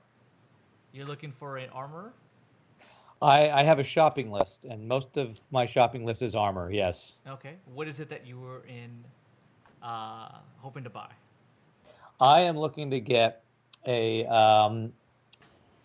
Dynamo Solutions heavy ballistic bodysuit. Let me pull that up. The bodysuit. Yes. Okay. Yes. Yeah. Lucky, it's only 25 checks. Yeah, it's cheap, and it's way better than armor than the one I have. It's plus. Yeah, it's plus 5 armor rating. Mm-hmm. And it has negative effects, but the effects are negated if you have power and athletics. And do you have them and both? I have them both. Okay. So I want to get that guy. I also want to get some new boots. Oh. Roll awareness really quick. Oh, okay. Okay. Told you I'm on a mission. I think Michael knows what's going to happen here. Yeah. I rolled a 20. Yeah. You immediately go to put on these boots and you take a look at Voldo, who's just got bare, dirty feet. But I got a full flask. He's got a full flask that's kind of like dangling from his side of his hip, but he's just like, it's like. But like, see these dirty nails, just Yeah, like gnarly it's just like nails. straggly, and you just think to yourself, man, that guy could use a pair of boots, but too bad. Like, I'm finally more upgraded than this guy. Okay, go ahead with the boots.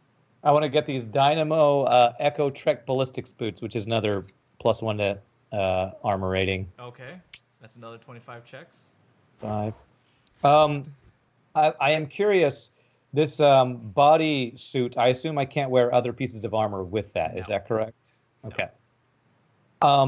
I would also like to find, I don't know if this would be in the same place, but jolting juice and smoke grenades. You can absolutely find that. Okay. I want to get, I feel like with all this talk of my inadequacy as a cyborg, Uh-huh. I need to get some supporting tools. So Sure. maybe I can convince the doc to give me some hidden pockets to put some smoke grenades for when I go Sure. stealth. Okay. Hey, by the way, Shog, Yes. you still never sent me the updated list, so I cannot see anything to buy. Just use the old one. It's when I bring it up, it says it's no longer available. I'm assuming since you updated it. Boop, boop, boop. No problem. Sorry. No, yeah, I'll send it to you. My bad. I'm gonna do it right now. All right. Oh, and real quick, where can I find the maps again? Are they not on the thing? They should be on the Google Drive. Did I not send it to you? On the email, the same thing with the with all the rules and everything, or No, I'll send you it to you. did? I just don't know where it is. What is it? Was it a separate email? No, it might not have been. Hold on 1 second.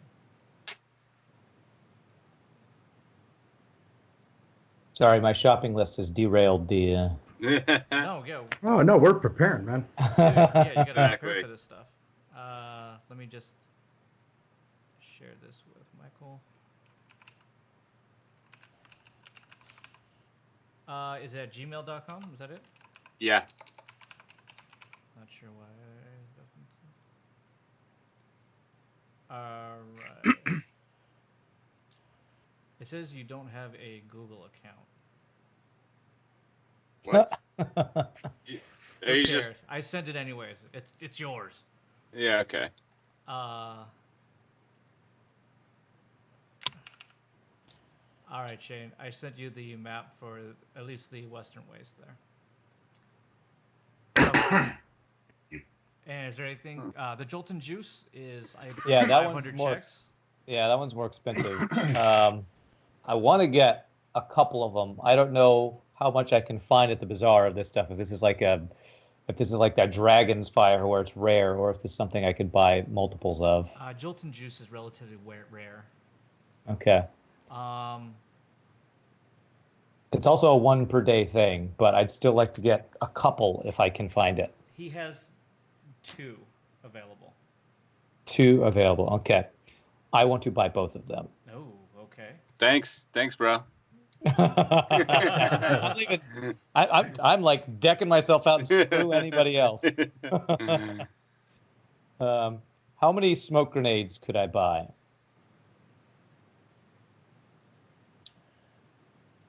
Is this like a thing where I can get a case like Otis did with all his other grenades? He has 3 sitting out that he shows you. Okay. You I'm get the feeling that there's probably more, but Okay. he's playing it that this is what he has. Okay.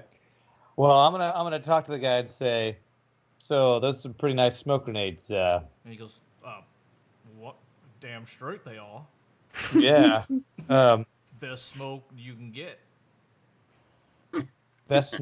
Okay. Yeah, best smoke you can get. I'm immediately interested. He looks at you and just goes, "You like smoke?" Yeah. I'm like, look at these 2 guys. So, do you got any more in the back? He goes, "Who's asking?" Me. He goes, "I hate to break it to you, but you don't look like you can afford them." Don't look like I could. I'll have you know, You have me I know what? I am an expert negotiator. I'm gonna go stand right. I'm gonna stand right behind Rev and open up my cloak so the dude sees me all scarred up and shit. He immediately looks at you and just goes, "Holy shit!" The moment I said, that's right. Yeah, that happens immediately right when you say, "I'm a great negotiator as Expert well." negotiator. And he just goes. He kind of goes, "Oh." You see him kind of like shake his face. I hate that you can't see me because I'm doing all these like animated things. And then he just goes. He goes, "Let's be honest. You want a crate, smoke?" crate of smoke grenades. That's right. If you don't mind me asking. Why?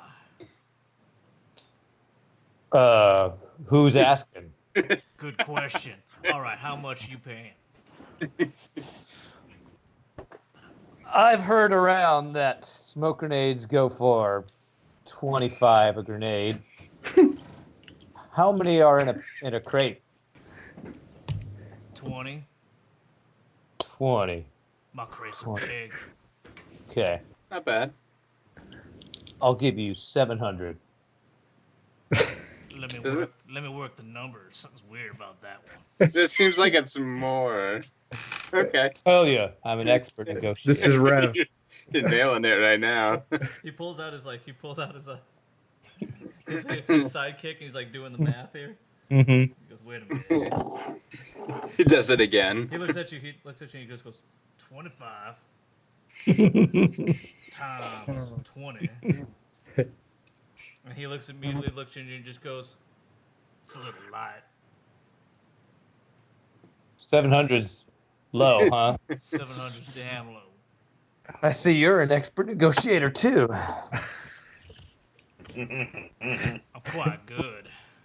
I'll give you 800 and not a check more. Oh, it's not bad. Let me think about it. And he kind of like turns away, turns his back to you, and then immediately turns back and he just goes, damn, that's a fine offer. Extends his hand. He just goes, 800, 15 grenades. Sounds great. 20 grenades. Wait, what? You said 20 in a crate. I'm I wasn't pretty born sure I yesterday. said 15. Did I mention I'm an expert negotiator? I do believe you did. And then I think you said that I was a pretty good negotiator too. You drive a hard bargain, sir. I know. So 12 for 800. 18 for 800. 11 for 750. Rev's like getting a little overwhelmed. It's Like the all these numbers. Yeah. Yeah, real quick, I am like moseying over to the armory as well. I left the place and I'm actually heading that way Okay. too. So I'm just gonna ask Rev. Do you want to just kill the guy and take his grenades? I looked back. I hadn't even realized he was right behind me. I was like, oh. Immediately the guy pulls out a gun and points it directly and that's just a goes, good- if anybody's killing everybody, it's me killing old flesh body over there. Flesh, but you know this guy? You guys friends? I don't know. I'm just tossing out names. Okay. In that case, I'm gonna use temporal rift because it causes no exhaust, and I'm gonna transport directly behind him with my sword at his neck. Roll a d6. Wow. Wow. And here I'm going Got a over 4. here to this. What'd you get? 4. Okay, for some That reason, is true. for some reason, when you try to do it, you don't know if it's just like the moment or the strain or whatever, but you are incapable of actually doing it. So actually, for a second, you see him kind of like start to blur in front of you, and then he like disappears and pops right back in front of your face, and it's the look of like, "Hey guys." Rev goes, is that like a new dance move or something? Yes, it is. I didn't just fuck up. It's pretty good. I like it. I'll have to learn that one. The other gentleman I'll teach immediately you. like sees that and he just goes, "Oh, holy shit!" He goes, "I don't know what that was, man, but that was damn good." I'll listen. 10 for 600. I feel like you keep lowering the number of grenades. I'm pretty sure I'm raising them. Yeah. What would Skag do right now? What would Skag do? Roll it like just against me, a d20. Okay, a 20. Okay. Yeah. I rolled a 15. Yeah, the last one you read right through and you just go, this guy's just straight bullshitting me at this point. Like he's straight lying to me. I finally you can see like realized. the little twitch in his eye where he's like, And like a bead of sweat yeah, a coming little down. bit of sweat. So I go slowly. Go, hey, And he hey, just goes, yeah. you're trying to cheat me over, aren't you? Baby, wait, what? No, not I'll me. have you know, I can go get my smoke grenades from another dealer. Wait a minute. Okay, time out. I Time turn around and like start walking out. out. You hear this? Wait a minute. Stop. My husband. What is that? My husband. What is that sound? I turn back and This is like this Little little child? This little pudgy woman who kind of comes out and she goes, "My husband's a swindling asshole. We could use that money, honey. Why do you keep doing that?" She like slaps him and goes, "I was, just trying to get some. This gentleman has a lot of money. He's an excellent negotiator." I am an excellent And she negotiator. just goes, "Listen, your initial deal, it's fine. We'll take it. All right. What was that deal again? The crate of 20 for 700. 700. Yes, that did make that deal. I think I will take it. How much does a single grenade cost? 25. I mean, Okay. yeah, 25 checks. 25. Okay, so 20 of them should be 500, correct? Exactly. She goes, "That's the deal." And she 500 slaps, she to slaps 20. the husband. And the husband just goes, "Now go get his grenades." And I just start paying. No questions asked. I pay for the jolting juice, the armor, the boots, and the grenades with All my right. great deal. Done deal. Okay, so 1750. So I Voldo, said is there any purchases you would 1750. like to make? Yeah, I still actually didn't get that list. So I'm just going to get the same armor that he got, because I also have power and athletics, and the same boots. Rev sees him getting the same stuff. He's like, "This guy's copying me." Hey, you look good, man. What can I say? Okay. How much armor do the boots add? One. How much armor does the like actual armor stuff? Yeah, the armor is 5 and the boots are 1. Okay. So it's 6 armor with those pieces. Cool. Okay, then just go ahead and discount that from. what Yeah, you have. I took that from my checks. Okay.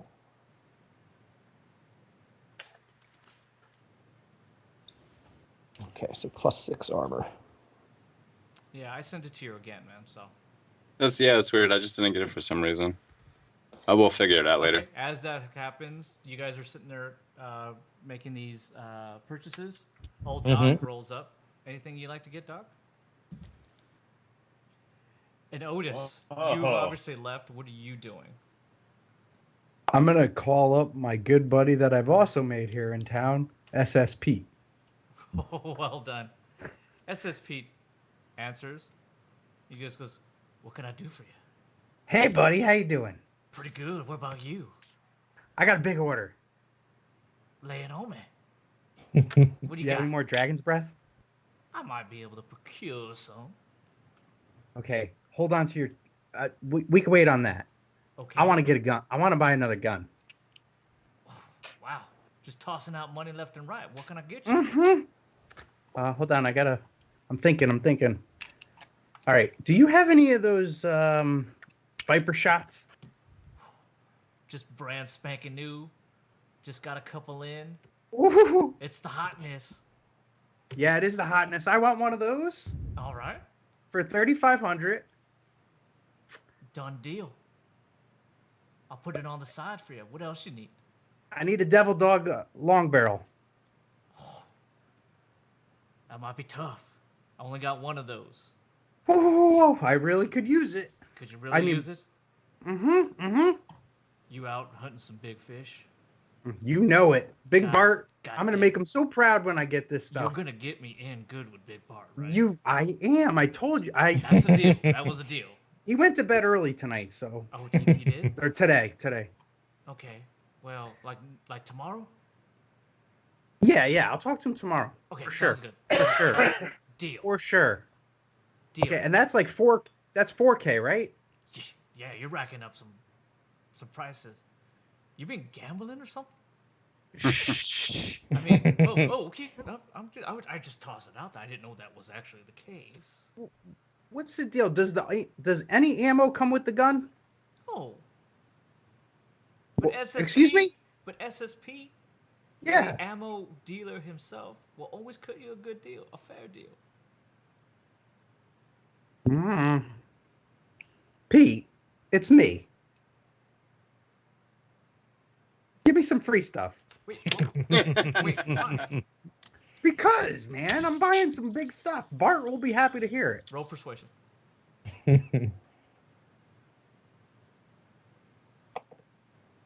19. That's my extra keyword. Wow, man, I rolled a 17. Hmm. He goes, all right, what do you want? All right, so the Devil Dog has special ammo. It's 50 hypersonic penetrating devil rounds. So I want 50 of those I can for get the you Devil 25. Dog. 25.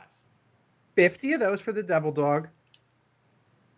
50. And how about armor? Can you grab me armor? Wait. I'm an Wait. ammo gun dealer. I don't deal in armor. But you're my personal armory guy. God damn it. All right, give me 1 You're second. gonna make money, Pete. Come on, man. Yeah, but I just gave you a couple stuff for free. What am I gonna get out of this? My you checks. Oh, all right. What exactly are you looking for? Oh, shoot. I keep scrolling by what I want to friggin' scroll by. Come up with a list what you want, Shane, as well. Yeah, that's what I'm doing. I keep losing the freaking armor. I'm sorry. I mean, it happens. It's right below the grenades. Right below the Right. grenades. That's right. Grenade. Just look for grenades. Boom, right there. Look for sticky grenade, and underneath you get all the armor.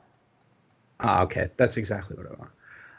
I need the Archeron armor and slight burden chest rig. Acheron? Jesus, you can't even pronounce. Sure, whatever. I'm from the It's not a north. gun. We say it weird. Holy crap. Jesus, you are spending like crazy. Wait, what is it that you need? Give. The Acheron armor and slight burden chest rig. Done. For 4K. Shit, no. That's just straight out. I want assurances that I'm meeting with Big Bart tomorrow. Yeah. That I am going to be his personal weapons guy. Who do you think I'm buying for? Wait a minute, time out. You're actually buying for Big Bart? Yes. I'm going to put the good word in with this purchase. 62. Best deal I can give. So what's that altogether? 62, $4,000, 5. Freaking high roll over here. No. I have this feeling that He's gonna walk in the door with all this stuff all over the him. terror that Walter has created has created armored monsters at this point. There'll all be turtles walking in too. Deal? So how about 12K? 12K 12K total? for everything. How much is it really though? A lot. How much did you give me a roundabout? The Viper shot was 4K. I got him to agree for 3. Yeah. 4K for the Devil Dog, right? Yeah. So that's 75. And that's 5. Yeah, that's 75, I think. And then this for $6,000 is like Mhm. 13, 14 grand. And how much did you offer? 12. He accepts. Pete, get me my stuff, man. You're the best. Bart is going to be so happy. He goes, all right, man, sounds good. Just come by the shop, pick it up. I'll have it ready for you. I'm going to make my way there with a skip in my step. Okay. Mike, you got everything that Rev got, right? Yeah, I'm actually adding. Let me get 3 shock grenades and 3 lesser salves. Okay. What is the total on that? Let's see, the shock 40, 120. I lost this 120 for the grenades. I lost the salves. Let me find them again. 60 for the salves, so 180 total. Which salves are you getting? The lesser salves. Gotcha. All right. You take that. Doc, what are you getting? Well, I'm ever the pragmatist, though. Looking through here, and I'm gonna start with the heavy state pack, Okay. so I could carry some stuff. Allows you to hold up to 60 pounds of gear. Yep. All right. Climbing rope, grappling hook, black market mesh serape to Okay. add to my armor. But You it's can light. you can absolutely Doesn't find slow all me of that there. okay. I'm liking these sticky grenades. God, this is the grenade posse here. And we already got a couple crates Yeah, on our yeah. ship too. Yeah. That's why I didn't push the dragon's breath. Okay, if you want some stick grenades, Well, go ahead. I like You can these. find them. Yeah, I like these because I like what they do. Okay, Might be a nice little supplement to what these guys have. sure. So I think I'm gonna roll with. I'll roll with 5 of those.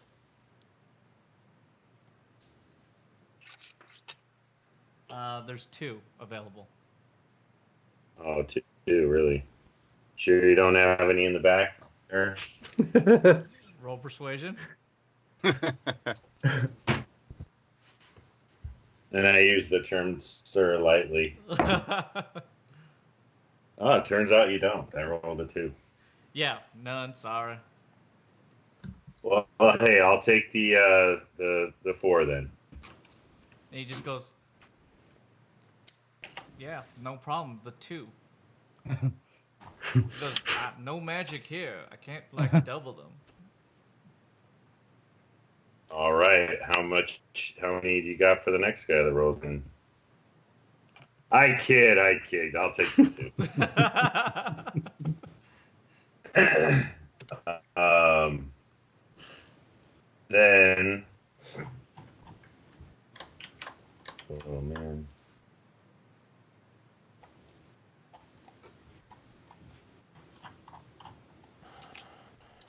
What do you got? Sorry, I didn't write it down, but the With the 3 you other individuals, obviously Otis, you come up, you pick up your haul. Yeah. Ah, man. As you see this, Rev and Voldo, you see Otis with a kind of a spring in his step, floating by. Dang it, poor Fire. he got it. Keep I don't know spamming emotes exactly and they what it is. it's just emotes. Oh, I'll change that next time. I apologize, Fire. You see Otis just kind of like almost skipping along. This off to is the my side best day ever. Like, as he goes directly to a stall, and you just see this guy give him haul after haul of just gear and weapon. you know. And I'm just like strapping on my armor, like I gotta upgrade, man. I gotta upgrade. Strapping everything on, getting the new boots. Everything that he's just gotten, Rev is just slapping on top of him, just layer after Yeah, layer. just layer and stuff on. Voldo is just kind of like got his boots in hand, just kind of sliding them in, just kind of like Hey. flexing them in, breaking them in. I just realized I'm gonna grab the medium leg pads from Helicon Industries. Okay, So That's fine. throwing those on too. strapping them up. You can't put Yeah. leg pads with the bodysuit though. That's what I was asking. Oh, 'cause does the he have- bodysuit- Did you guys have? You got the bodysuit as well? He got the same armor I Yeah. got. Oh, yeah. Okay. Then, yeah, Just you the can. bodysuit. Yeah, the Okay. bodysuit itself is that. Gotcha. Cool. You can, if you decided you got somebody who has the ability as an armorer to upgrade the bodysuit. Okay. And anything else, Shane?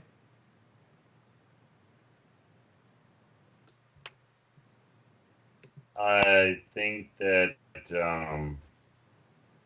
I'm just gonna get a simple toolkit, and I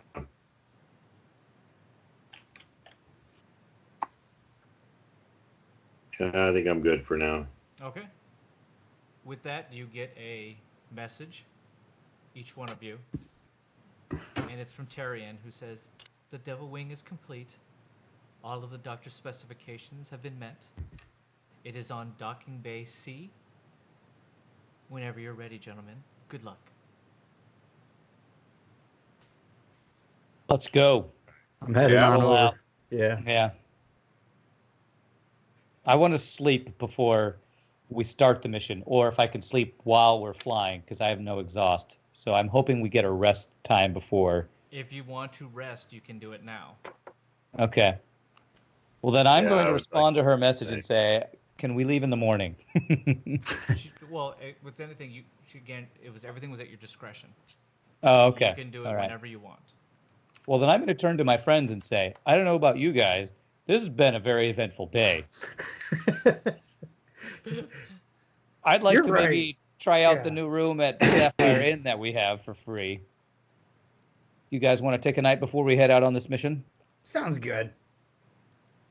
Sure, why not? I'm How gonna does take that? I'm taking a night out on the town because I'm already nice and rested. Okay. I guess, And the rest I of guess you we're shall- gonna head over. Yeah, well, I guess we'll head over to the inn and get our rest. That's what I'm going to do anyway. Yeah, that's what I want to do too. Okay. Did you want to get some rest as well, Doc? Helps you. Yeah. You get full exhaust back. Okay. Okay. And vitality, right? Well, Yeah, you normally get everything tell- back. Yeah. You get everything Yeah. back. I took the spam and emotes off fire, so you can spam your emotes to your liking, brother. You're allowed to do anything you want in this chat. You are the captain of the Australian army where you fought kangaroos. There you go. All right. With that, you guys go off and you just take your rooms at the Sapphire Inn. Rest for the evening. Voldo goes on a binge of just heavy right. drinking. Roll That's right. Constitution. 10. You're puking your guts out. Literally. Worth it. See him in the morning. Did you get a good rest? Oh He's yeah. hungover. I try to talk, but I just keep throwing up. Yeah, he's literally just puking. You can see him that he turns away and he pulls down his scarf and just kind of pukes and then pulls the scarf back up. It's like, I guess he's got, flight sickness or something. That's the one. Yeah.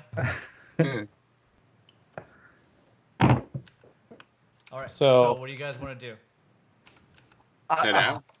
I want to head to the R-Jet. Yeah, head to the R-Jet, check out this this doctor's new, setup he has, and because I want to ask him if he can upgrade anything before we head up to North Black Downs. I just want to get myself acquainted with my new ship. Yeah. It looks just like the other Devil Wing. It's just nicer. It's cleaner. It is jet black. Sounds. In very, very nice writing, it says R Jet with a big R in parentheses. There you Good. go, Fire. You can spam to your heart's delight. When you get on the jet as well, Doc, you obviously see everything that you've requested and required. There is a nice seat that is one of those almost like old school dentist seats that you figure that you can do all your experiments and such and upgrades on, as well as a very, very nice workbench, completely fitted with all the necessary things that you require in order to continue your building of Titan frame armor. Wonderful. Looks good. You do Although notice that all that you've requested in regards to there is 2 crates of 20 count grenades of smoke, as well as concussive grenades. I see the smoke and I'm like, I just bought a crate. All right, at least I got extra. Those were like thrown in. Yes. Oh. What was it again? Concussive grenades, 2 count, 2 crates, 20 count apiece. So that's essentially 40, and then 40 smoke grenades. So you have 60 smoke at this point with the ones that Rev just tosses on top of They the have other 40. ones. I have 20. I'm like stuffing mine under another seat. Nice. And we're gonna take that 40 and stuff it away from him. Yeah, I'm definitely loading a few of these into my pack. Sure. That would be nice. I don't With know any- what. With, just for everybody to know, Otis knows it as well. You can only Okay. carry 3 on you at any time. Hey, so I have this little pocket dimension that I keep all my weapons in. I could theoretically just throw the crate in there, right? Theoretically. Yeah, okay. I'm gonna let everybody pick their grenades first, and then I'm throwing the rest in my pocket dimension. As long That's as they including allow you smokes, to. Well, hey, they can only carry 3. I'm just carrying the rest for the team. Go ahead. That Otis? includes. So I can only that- carry 3 of each. Yeah, that's. I Yeah. was going into that too. So that's 3 of each, including smokes. Yes. Okay. But you guys got to remember, I can pull this crate out at any time, so you can load up again. Essentially, he can. The problem is if he doesn't roll high enough and he doesn't get that, Yeah. he loses it in the pocket dimension. Hey, Oh, okay, that's a new. I didn't know that. That must be on 3.7. I just have 3 smoke grenades. I'm not paying attention to the other. Sure. I'm gonna take at least 2 concusses and 1 smoke, and I'm fine. Okay. You do notice that the seats in the Devil Wing are much nicer, much more comfortable, and they don't bounce or tip like the other ones did. Oh, Rev's just looking around going, God, it's no Rev jet. Rev, isn't this great? Isn't this It's- great? It's fancy, it's shiny, a little sterile if you ask me.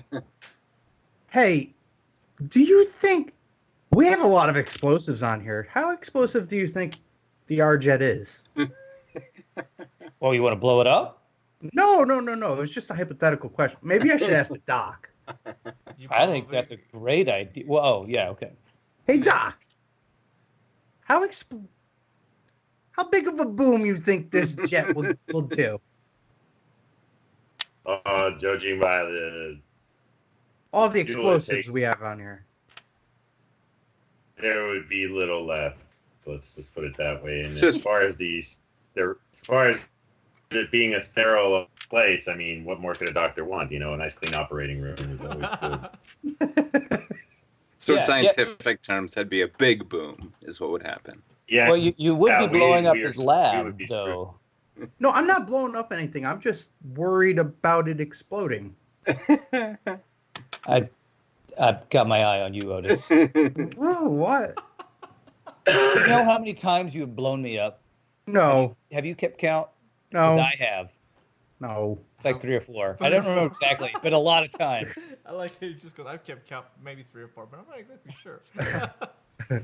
Either way, Well, I just go ahead. Doc? just put it this way: if you're planning on juggling the grenades, do it somewhere else, and far away from us and the rest of the and the R-Jet, please. Oh, I know how to handle my explosives. It's other people I'm worried about, and I'm gonna point to the Voldo. I'm sorry. I want to say Vondo. I want to say Vondo, but it's Voldo. Well, But oh no, that's even better. I'm like, what's his name? This guy. fair enough, probably so. Okay, with that, obviously, are you guys going to take your seats? Yeah, I'm gonna get in the pilot's chair. Yeah, I'm going to sit right next to Doc, like the seat right next to him, Okay. and just start pestering him about upgrades. Like, Fair so enough. what can you do about, I'm actually now. Do I have to be seated while we're traveling? Because I would like to kind of tool around in my new digs. Well, in order to and, take off, kinda you probably want to be seated. wait Okay. until the pilot has turned off the fasten safety belt signs. Exactly. Right. And the Right. the no smoking sign. That's right. I turn them all off. Okay. All right. Do you guys at least take a seat, buckle up? Yeah. Okay. Mm-hmm. Yeah, right next to the dock. Next to the dock. Perfect. I'm gonna Rev. Can you start this up and get us to where we need to go? I look because I'm like in the passenger thing. Look at you're the pilot. You said you didn't need. You have. You do the cybernetic thing. It's easier. Immediately, you take offense to that because you don't even know what that means when he says that. You're like, what does that mean? It makes perfect sense to me. I turn to the doc and I go, I'll be right back. So I unbuckle, I go up and I get in the co-pilot seat. I pull up the schematics from the RevJet and I just like show them to him and I go, you're the pilot. You're the one who flew the other one. You said you could fly this one. Oh, this is how I'm flying it. Thank you. With me holding my arm with the... Yeah. Do you just like hold his hand, like hold his arm there or something? Yes. Okay. So he grabs your arm. As that, go ahead and roll your piloting. That's a 12. What? Some of the buttons weren't in the same place as the old RevJet, so it takes you a little time to like start to kind of like figure out what So you hit a few buttons and you hear cannons arming, cannons arming, rocket launcher arming, rocket launcher arming, mirage, Oh, flares, ejection seat. No. Otis, you keep telling me you're an expert pilot. I'm starting to doubt what you tell me. Hey, every famous pilot has to learn their ship real quick. It's new. Engines. I'm used to your piece of crap. There we go. See? Boom. Oh okay. Sorry, I didn't mean to doubt you. Yeah, here. Yes, please. As you start to, obviously, I'm guessing just pull up. Yes. Okay. The navigation pulls up. Obviously, Rev knows exactly probably where to go at this point. Do you upload that information? Yes, I will upload the she showed us the schematics. Yeah. And I'm going to input those coordinates for the basically I want to do a flyover of the mines, basically. Gotcha. Okay. With that, the information has been inputted. Gives you a direction exactly where to go. Otis, what are you going to do? I'm going to hit the autopilot button. Oh, nice. Roll a d20 again? To hit a button. 3. Yeah. Ejection seat. No! What? I get out of the seat real quick. Unbuckle, get out of the seat. Cargo door is open. Cargo door ajar. I'm just double tapping buttons to try to cancel commands. Roll a d20 again? 8. It takes you start to hit every button, and all of a sudden, like, you hit another button, and it just goes, autopilot disengaged. And then I'm going to hit it again. And then the autopilot re-engaged. And I'm done. I just put my hands back up in the air. Best day ever. Best day ever. Exactly like I planned. With that, the information is put in, and it just automatically starts to, in great speed. This feels like it's cooking and moving. Like the RevJet, that's like a Pinto. This is like a Mercedes. And you don't even hear the engines. It's just a low hum. Oh, man. As it just immediately just takes off and starts to blaze through the sky here. Real big boom. It takes probably about an hour or two before you start to come up on your destination. You do notice that, number one, this thing really can get moving, and it covers a lot of ground relatively fast. Okay. But you do notice that the environment that is starting to come up here is essentially a heavy storm. And you get the sense that it's pretty much right over the quarries and even into the most of the northwestern part of the waste itself. It's a heavy ionic storm. It is lightning, it is crashing thunder, and heavy, heavy winds. The Devil Jet, the R-Jet, does its best to make its way through. There is some heavy kind of turbulence, but it does its best to adjust and correct for all of those things. though there are still drops and such, heavy explosions. Everybody roll a Constitution check here. 19. 17. 3. 13. 13. Not bad. Not bad. Otis, Rev, you kind of just ride it. Doesn't seem to affect you at all. This is nothing like the Reb Jet. No. Doc, it makes you a boring little almost. queasy, a little off-putting. You're trying to do stuff. Maybe it's even just more annoyance as you're trying to like work on some stuff, and there's just turbulence. And it doesn't help that in the corner, Voldo is just puking his guts out again. It's like, Reb looks back. I knew he was airsick. and he's just kind of like puking into some bag that he had. At this point, it's just dry heaving. Yeah, there's like nothing left inside of him. Nothing. Is that what you sound like when you heave? That's what it sounds like when I do it. It's a fusion of like asthma too. It's like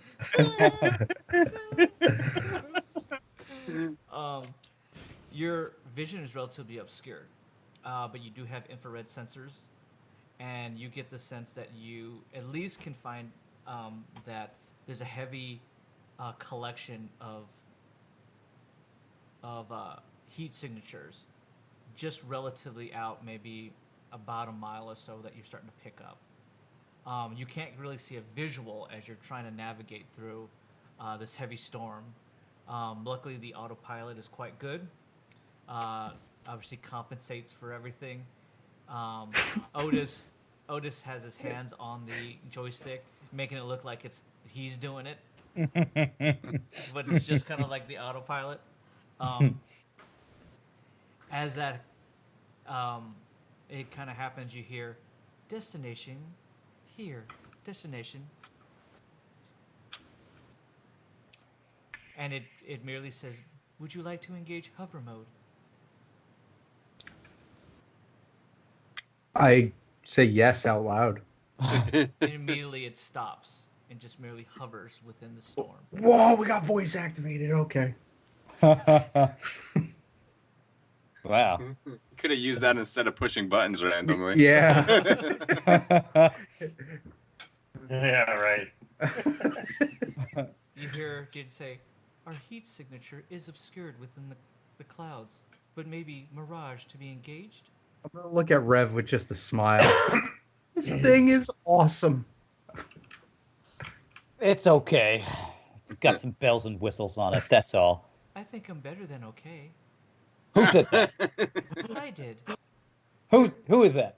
I am your AI interface. What's your name? I've never really had a name. AI? Oh, that's good. That's good. Hal? Hal. Seems like a fitting name.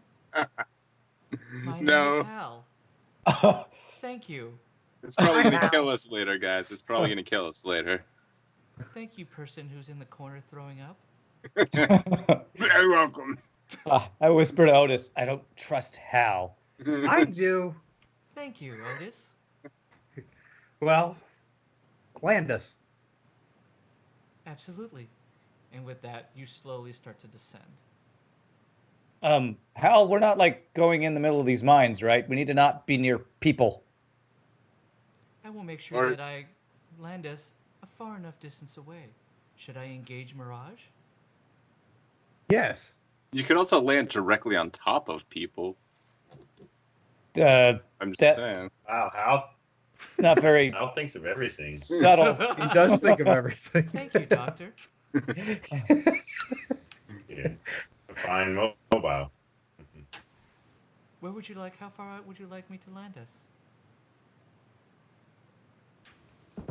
I can send the owl in for scouting. Understood. Again, Pencil the owl. how Yeah. far would you like me to land us? 1 mile southeast. Understood. Right on top of their camp.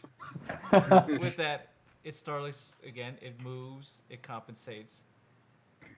There is some heavy turbulence as it starts to descend down, and then as you kind of like come out of the clouds, it's just a heavy torrential rainfall that is just filling up and just muddying up the grounds below.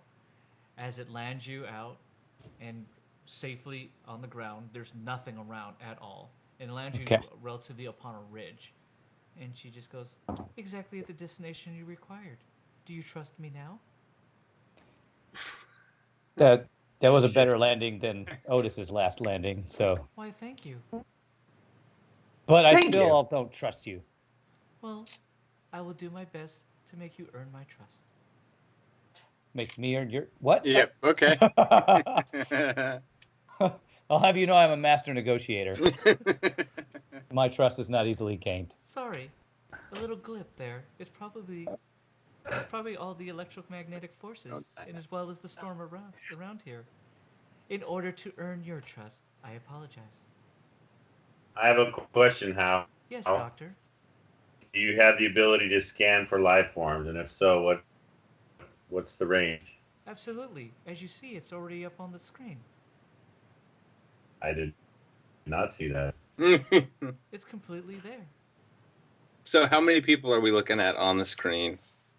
Are there any heat signatures of anybody? Absolutely. Again, all the red little dots that you see here are all heat signatures from life beings. And how many people are there? Approximately 200. Okay, that's a maybe lot. more. Are you filtering out animals and other non-human beings? Would you like me to do that? Yes. Okay. Also, can you pick up on cybernetic concentrated energy for possible constructs? In regards to that, there are no known constructs if you're speaking of the machines themselves. There are supposed But to there be are animals, slaves over in the 50 mines. plus animals here. Wild Eldon, I do believe that they are. Is your range reached the mines? Absolutely. Can you scan for life forms that are under a certain height that are also human? What exactly are those parameters? Below 5 feet tall. Below 5 feet tall? Yes. Give me 1 second. Processing. Midgets. Children. I know, it's this thing is dwarf. We're not scanning for dwarves. My child army. What if My calculations show that approximately 100 are under those parameters that you have provided. 100 under 5 feet. Okay. Though I cannot tell you if they are children or if they are not. Mainly those are the parameters that you put in. Okay. I want to send out Pencil the owl to fly over the base and see if he can get a bird's eye view, closer view through the storm of where the guards are, where the slaves are. Okay. With that, you go out, you open up one of the doors, and you release Pencil out into the wild. Go, Pencil, go. You merely tell Pencil exactly what take a you want to pen? do. Yeah, tell him what to look for, yeah. As Pencil kind of flies over, gives you Hopefully a live feed to my... a live feed. You From see the that security the camera. quarries that you have ventured to are like fortresses, protected by stone and iron walls. Okay. These large and deep quarries within are worked by people, mechs, and great wild Eldon, which are the great mammoths, standing over 14 feet high and weighing over 2 tons. They are used to move the large yields of titanium, platinum, cerulean, iron ferrite deposits to and fro. It's approximately 2-mile wide plus dig site filled with over 100 plus visible collared workers, as well as cerebral controlled waste hounds like the ones you've encountered before. There are visible foremen who seem to be armed and other well-armed Saldarian workers who are there to help organize and guide the Eldons, the sorting machines, into the heavy grinders. The walls are guarded and armed with heavy ion cannons. There are a few freighters now that are leaving the compound, and a couple visible devil wings being loaded and unloaded on a visible platform. The quarry is filled with a series of underground interconnected tunnels and such. Okay. Can I project this onto like a screen into Doc's lab so we can all kind of visualize this? Absolutely. Connecting now. Thank you, pal. You're welcome. And with that... Never mind the work I was doing. Throw it up on your screen. Yeah, I kind of was all using his that screens that It's he had all this information on. Rev is just like, get this crap off. Let's see this. And what you were seeing this. C plus.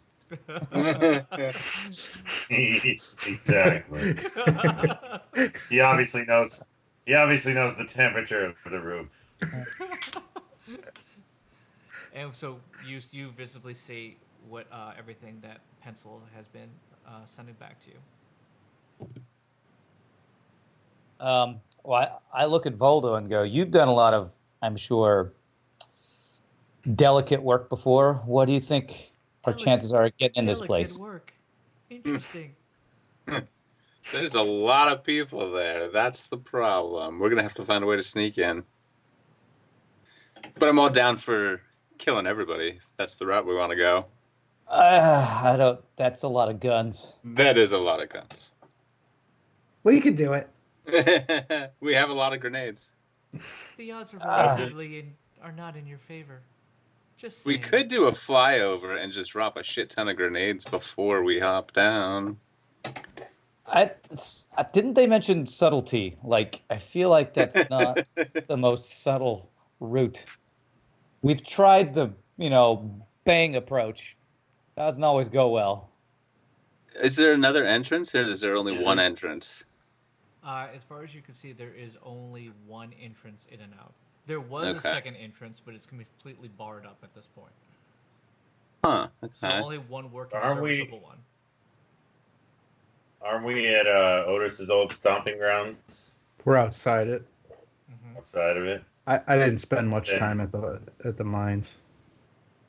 I do have a plasma cutter. We could. I was gonna bring it up. Yeah, we could create a diversion on one side and then go in the back.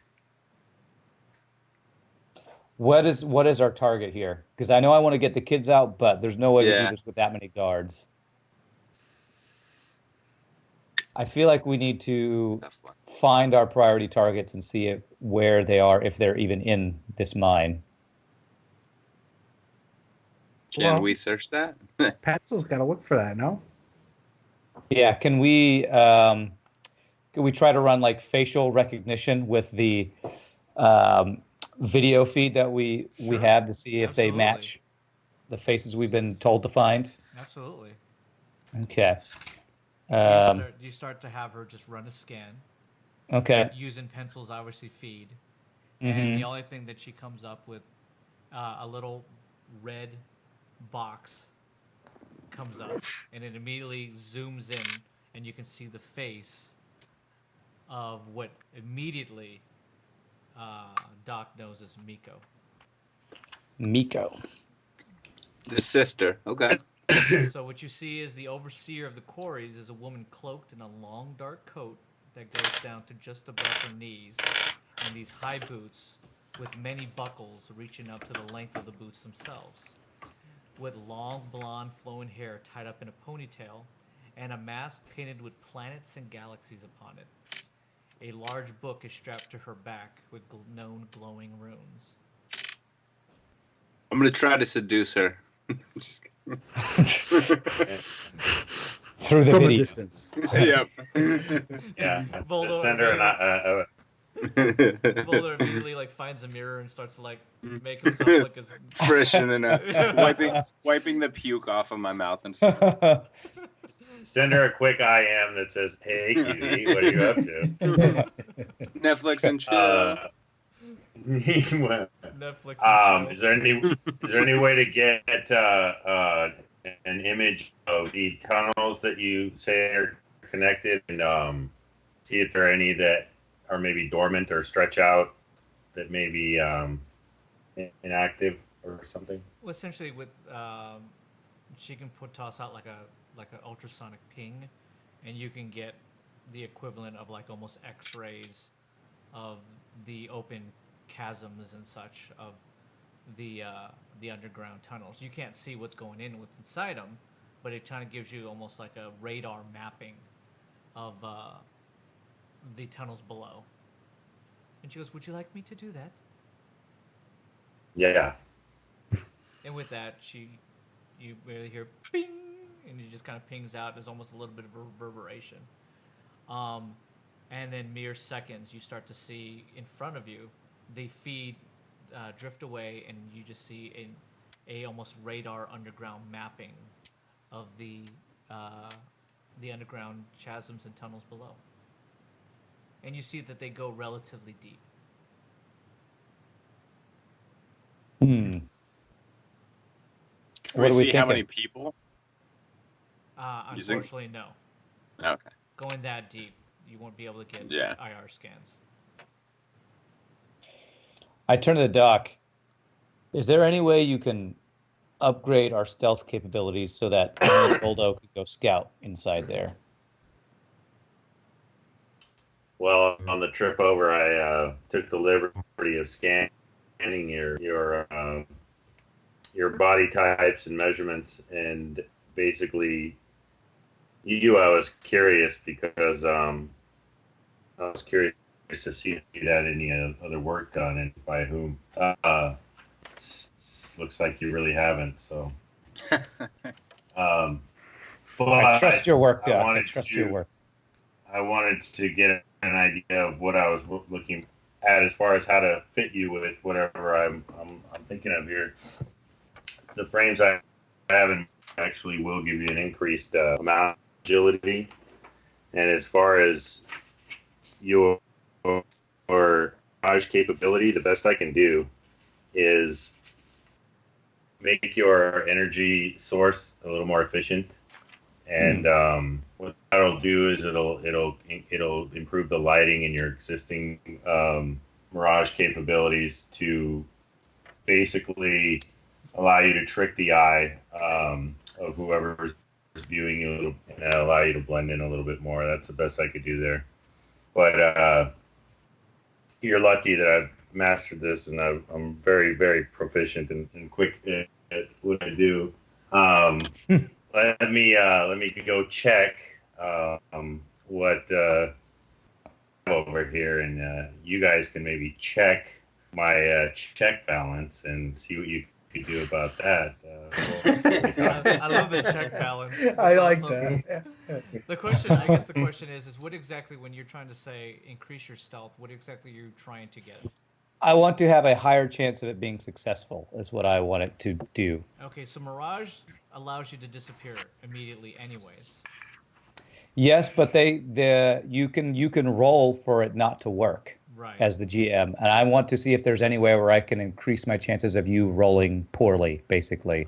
So you'd have to roll at disadvantage. Or Yeah, it's like there a way to make it so you have to be at disadvantage, or I get advantage for you not to see me, basically. Doc. Roll. Well, like I said, okay, go ahead. Hold on. Roll intellect, and then roll engineering.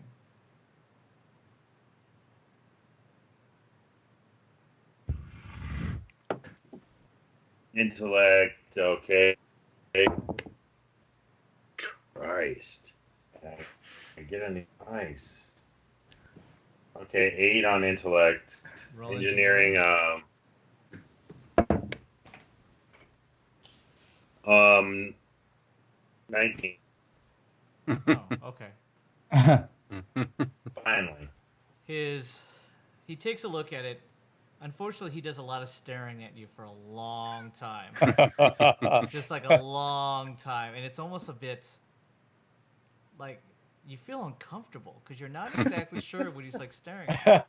It's not coming to him. But then he like takes his gaze off for you after a couple minutes, turns away, and thinks to yourself, I might be able to create a capacitor that I can integrate into that might be able to give you a advantage. He goes, it'll take some time, though. How much time? Doc? Your intellect was an 8. So be fair. Honestly, I'd have to just kind of. I don't really have an answer to that, to be honest. Roll a d6. Can't be specific. Ooh, 2. Takes you 2 hours. Oh. 2 hours. Okay. This just in. 2 hours. Great. Get me that upgrade, and I will start to scout out this place. Okay.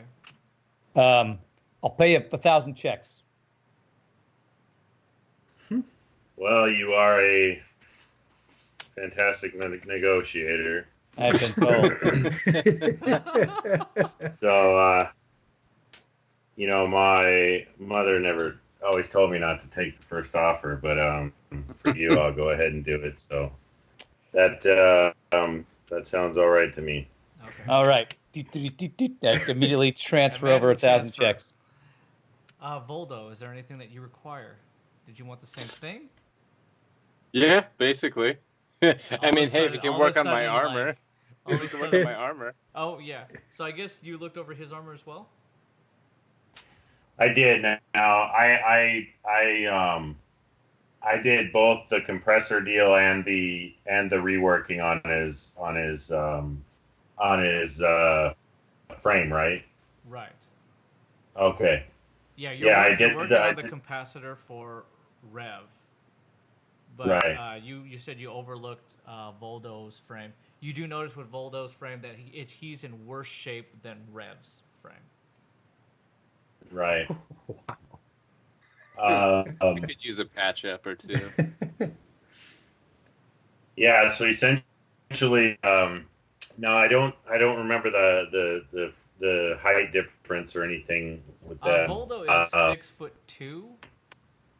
Rev, you were like 6 foot. Is that about right? Yeah, I think I was right around 6 foot. Yeah, something like that. So relatively same size. Yeah. Not much difference. Okay.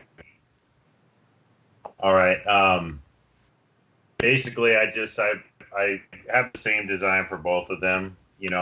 When it comes to my work, even the generic brand is superior to the rest. So I have a feeling that they'll be happy with what they get. Essentially, it's it's the Titan frame, kind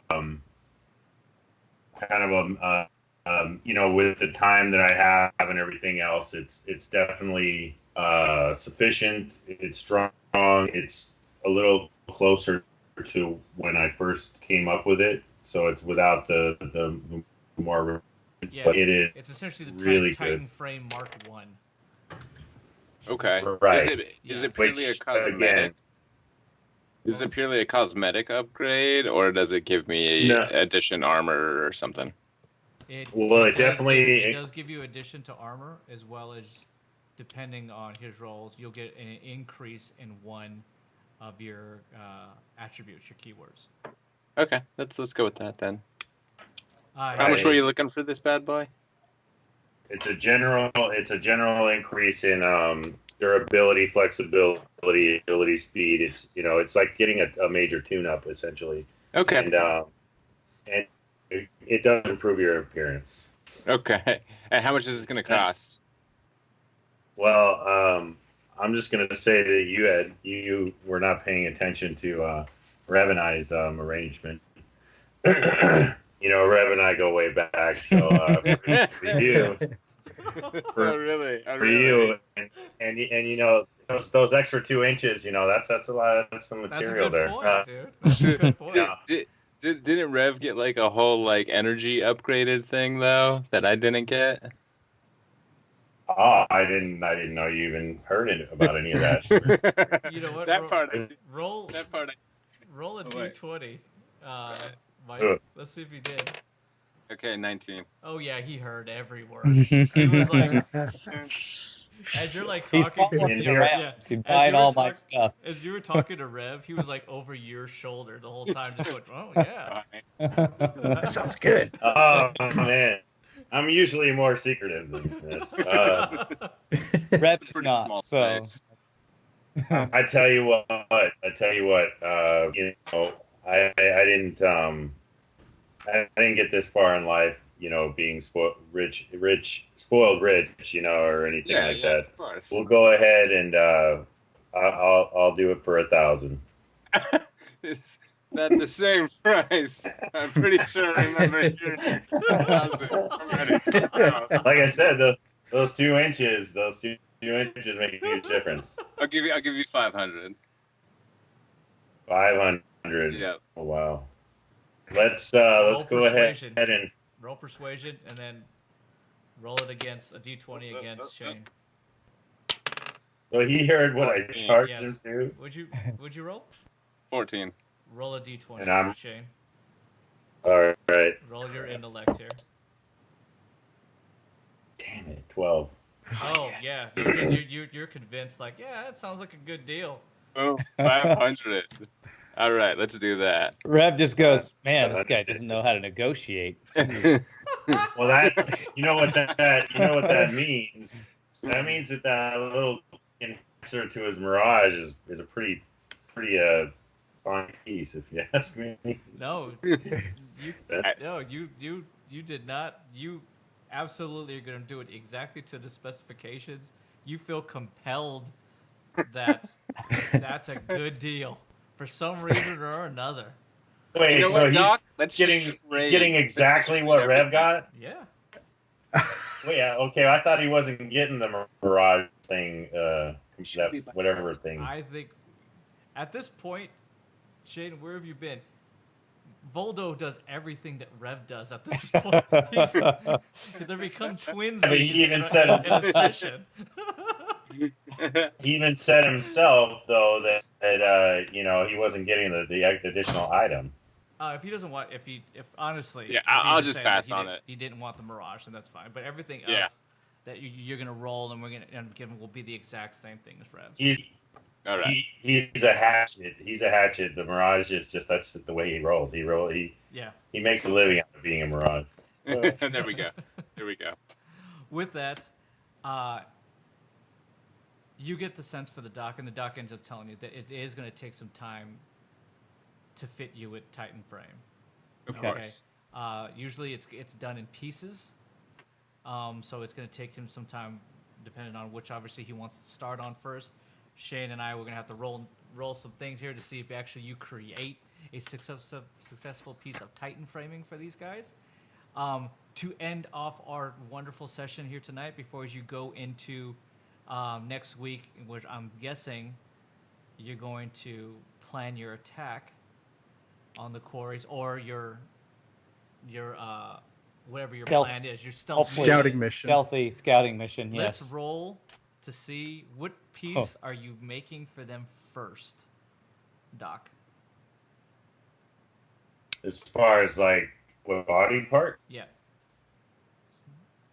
Oh, okay. What would you like to start with? Arms, legs, face? Uh, what is it? Yeah, I'm probably go with just the torso. Okay. Go ahead and roll 1 intellect, and then 1 engineering for who's gonna go first, Rev or Voldo? Yeah, it would be Rev. Okay, Rev goes first. Yes. Go ahead Well. and roll It would be, because you know. 1 intellect Yeah. first. 20 on it. Wow. Okay. Roll your engineering with advantage. Nice. Is that because I have engineering? Yes. So what am I doing? Rolling twice and taking the Yes, highest one? Take the highest one. Oh, God. Oh, jeez. Fine. 9? Okay. He starts to create and starts to input the measurements and the requirements, and he starts to mold it together here. You get to kind of see his machine start to create this beautiful piece of torso replacement for you. What it will benefit you with, we will end up finding out later on. Oh, cliffhanger.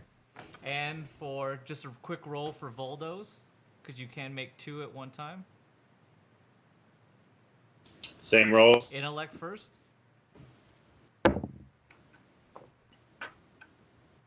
$16. Good Stats roll. strong. Go ahead and roll engineering. My goodness. 7. Okay. He starts to create the exact same one, perfectly, almost to the spitting image of Rev's. Oh my gosh. What It's it like will we're a come superhero out to, team. we will find out next week on our next episode here. And with that, we will end tonight's session, and we will find out what happens, number 1, with the Titan frame arming for our 2 cyborgs here who've paid fairly good money. I think you I got the better deal. I think Rev got a better deal out of it. I got a great deal. If you pay more, you get more. You get more. That's how it works. That Yeah. extra money allowed him to roll that 20. With that, I want to thank everybody who hung out with us tonight. I want to thank out Pieboy, Firehawk. Sorry, Firehawk, that you got booted a few times there. That does kind of suck. But anytime you're here, you can send and spam as much junk as you want. This is Spam Central for you. I want to thank all these gentlemen here tonight. You guys got paid well. You guys have Freaking Otis. a very, very interesting story arc that you guys have got going. Who knew Voldo was going to be twinsies? Rev? I want Doc to paint all my stuff black. Skag loved Rev, and Voldo wants to be Rev. Exactly. and Doc is going to remake Rev. After all of this, after this whole thing, Otis was going to turn around and just see a bunch of like unfamiliar faces. Like, who are these guys? Either or, we want to thank everybody who hung out with us tonight. We do appreciate it. Again, this is Here on the Wastes, where we play Horizons Unknown After Earth RPG, a game that I've created, designed, and such. All these always go on to YouTube at Scott Moses. You can always click the link down below. You can always follow me at Mr. Shogi 3000 on Twitter, as well as you can always find us here. And with that, Rev, tell these guys where they can find you at. Even though you were not Rev, you were Rand. I don't know. You can find me on twitch.tv/Rand118 and also on Twitter and YouTube, Rand118. And Shogi, thank you again for putting this on. Absolutely. You did a great job, man. Burgher, Thank you. tell these guys where they can find you, brother. Hey, you can find me on Twitch too. It's Burgher_TV. I hate the name, but there you go. And thanks to everybody tonight. Fun. I want to also thank these awesome gentlemen here. Shane O'Mac, brother. Thank you so much for hanging out with us again tonight, dude. Bringing the doc, creating Thank you, guys. Titan frame for our cyborgs. I'm interested to hope. It's going to be awesome to find out when it breaks down on them. I love It's that. like, I'm getting I paid information. for this. I love that I'm getting information I can't use Whoa. through Yeah, the right. doc. Yeah. Says it's going to break down. I mean, come on now. Is there a money back guarantee on that? 60 days? Well, I mean, I have a my own. It's all circumstantial, you know. It perhaps happens at the time. I want to reserve the right to deny and confirm. You know, I want to be able to spin my way around it. Work? Blame it on whatnot. I got you. And again, to our awesome new cast member here, Mike. Thank you so much, brother, for hanging out and playing with us. Voldo's awesome. I'm interested to see where Voldo goes from this. I feel like Voldo just needs a big brother. I want to see Those Voldo two like plays You know, sneaking through the camp, assassinating people and stuff. That's what I I'm wanna looking see. forward to. Although we're definitely going to hopefully see that next week. It's so funny that with my limited knowledge of like, he happens to have a name. A game I played a lot, Soul Blade and Soul Edge, and I was actually Siegfried, and my best friend was Voldo, so we went at it all the There time. you go. I love that big sword.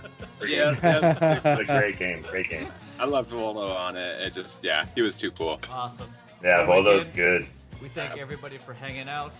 We got to get out of here. I got to go to work tomorrow. I know Rand's got to get out of here as Yeah. well. To everybody out there, thank you so much for hanging out with us. And until next time, stay safe out there in the West, people. See you next Peace Friday. out. Right, guys. Night.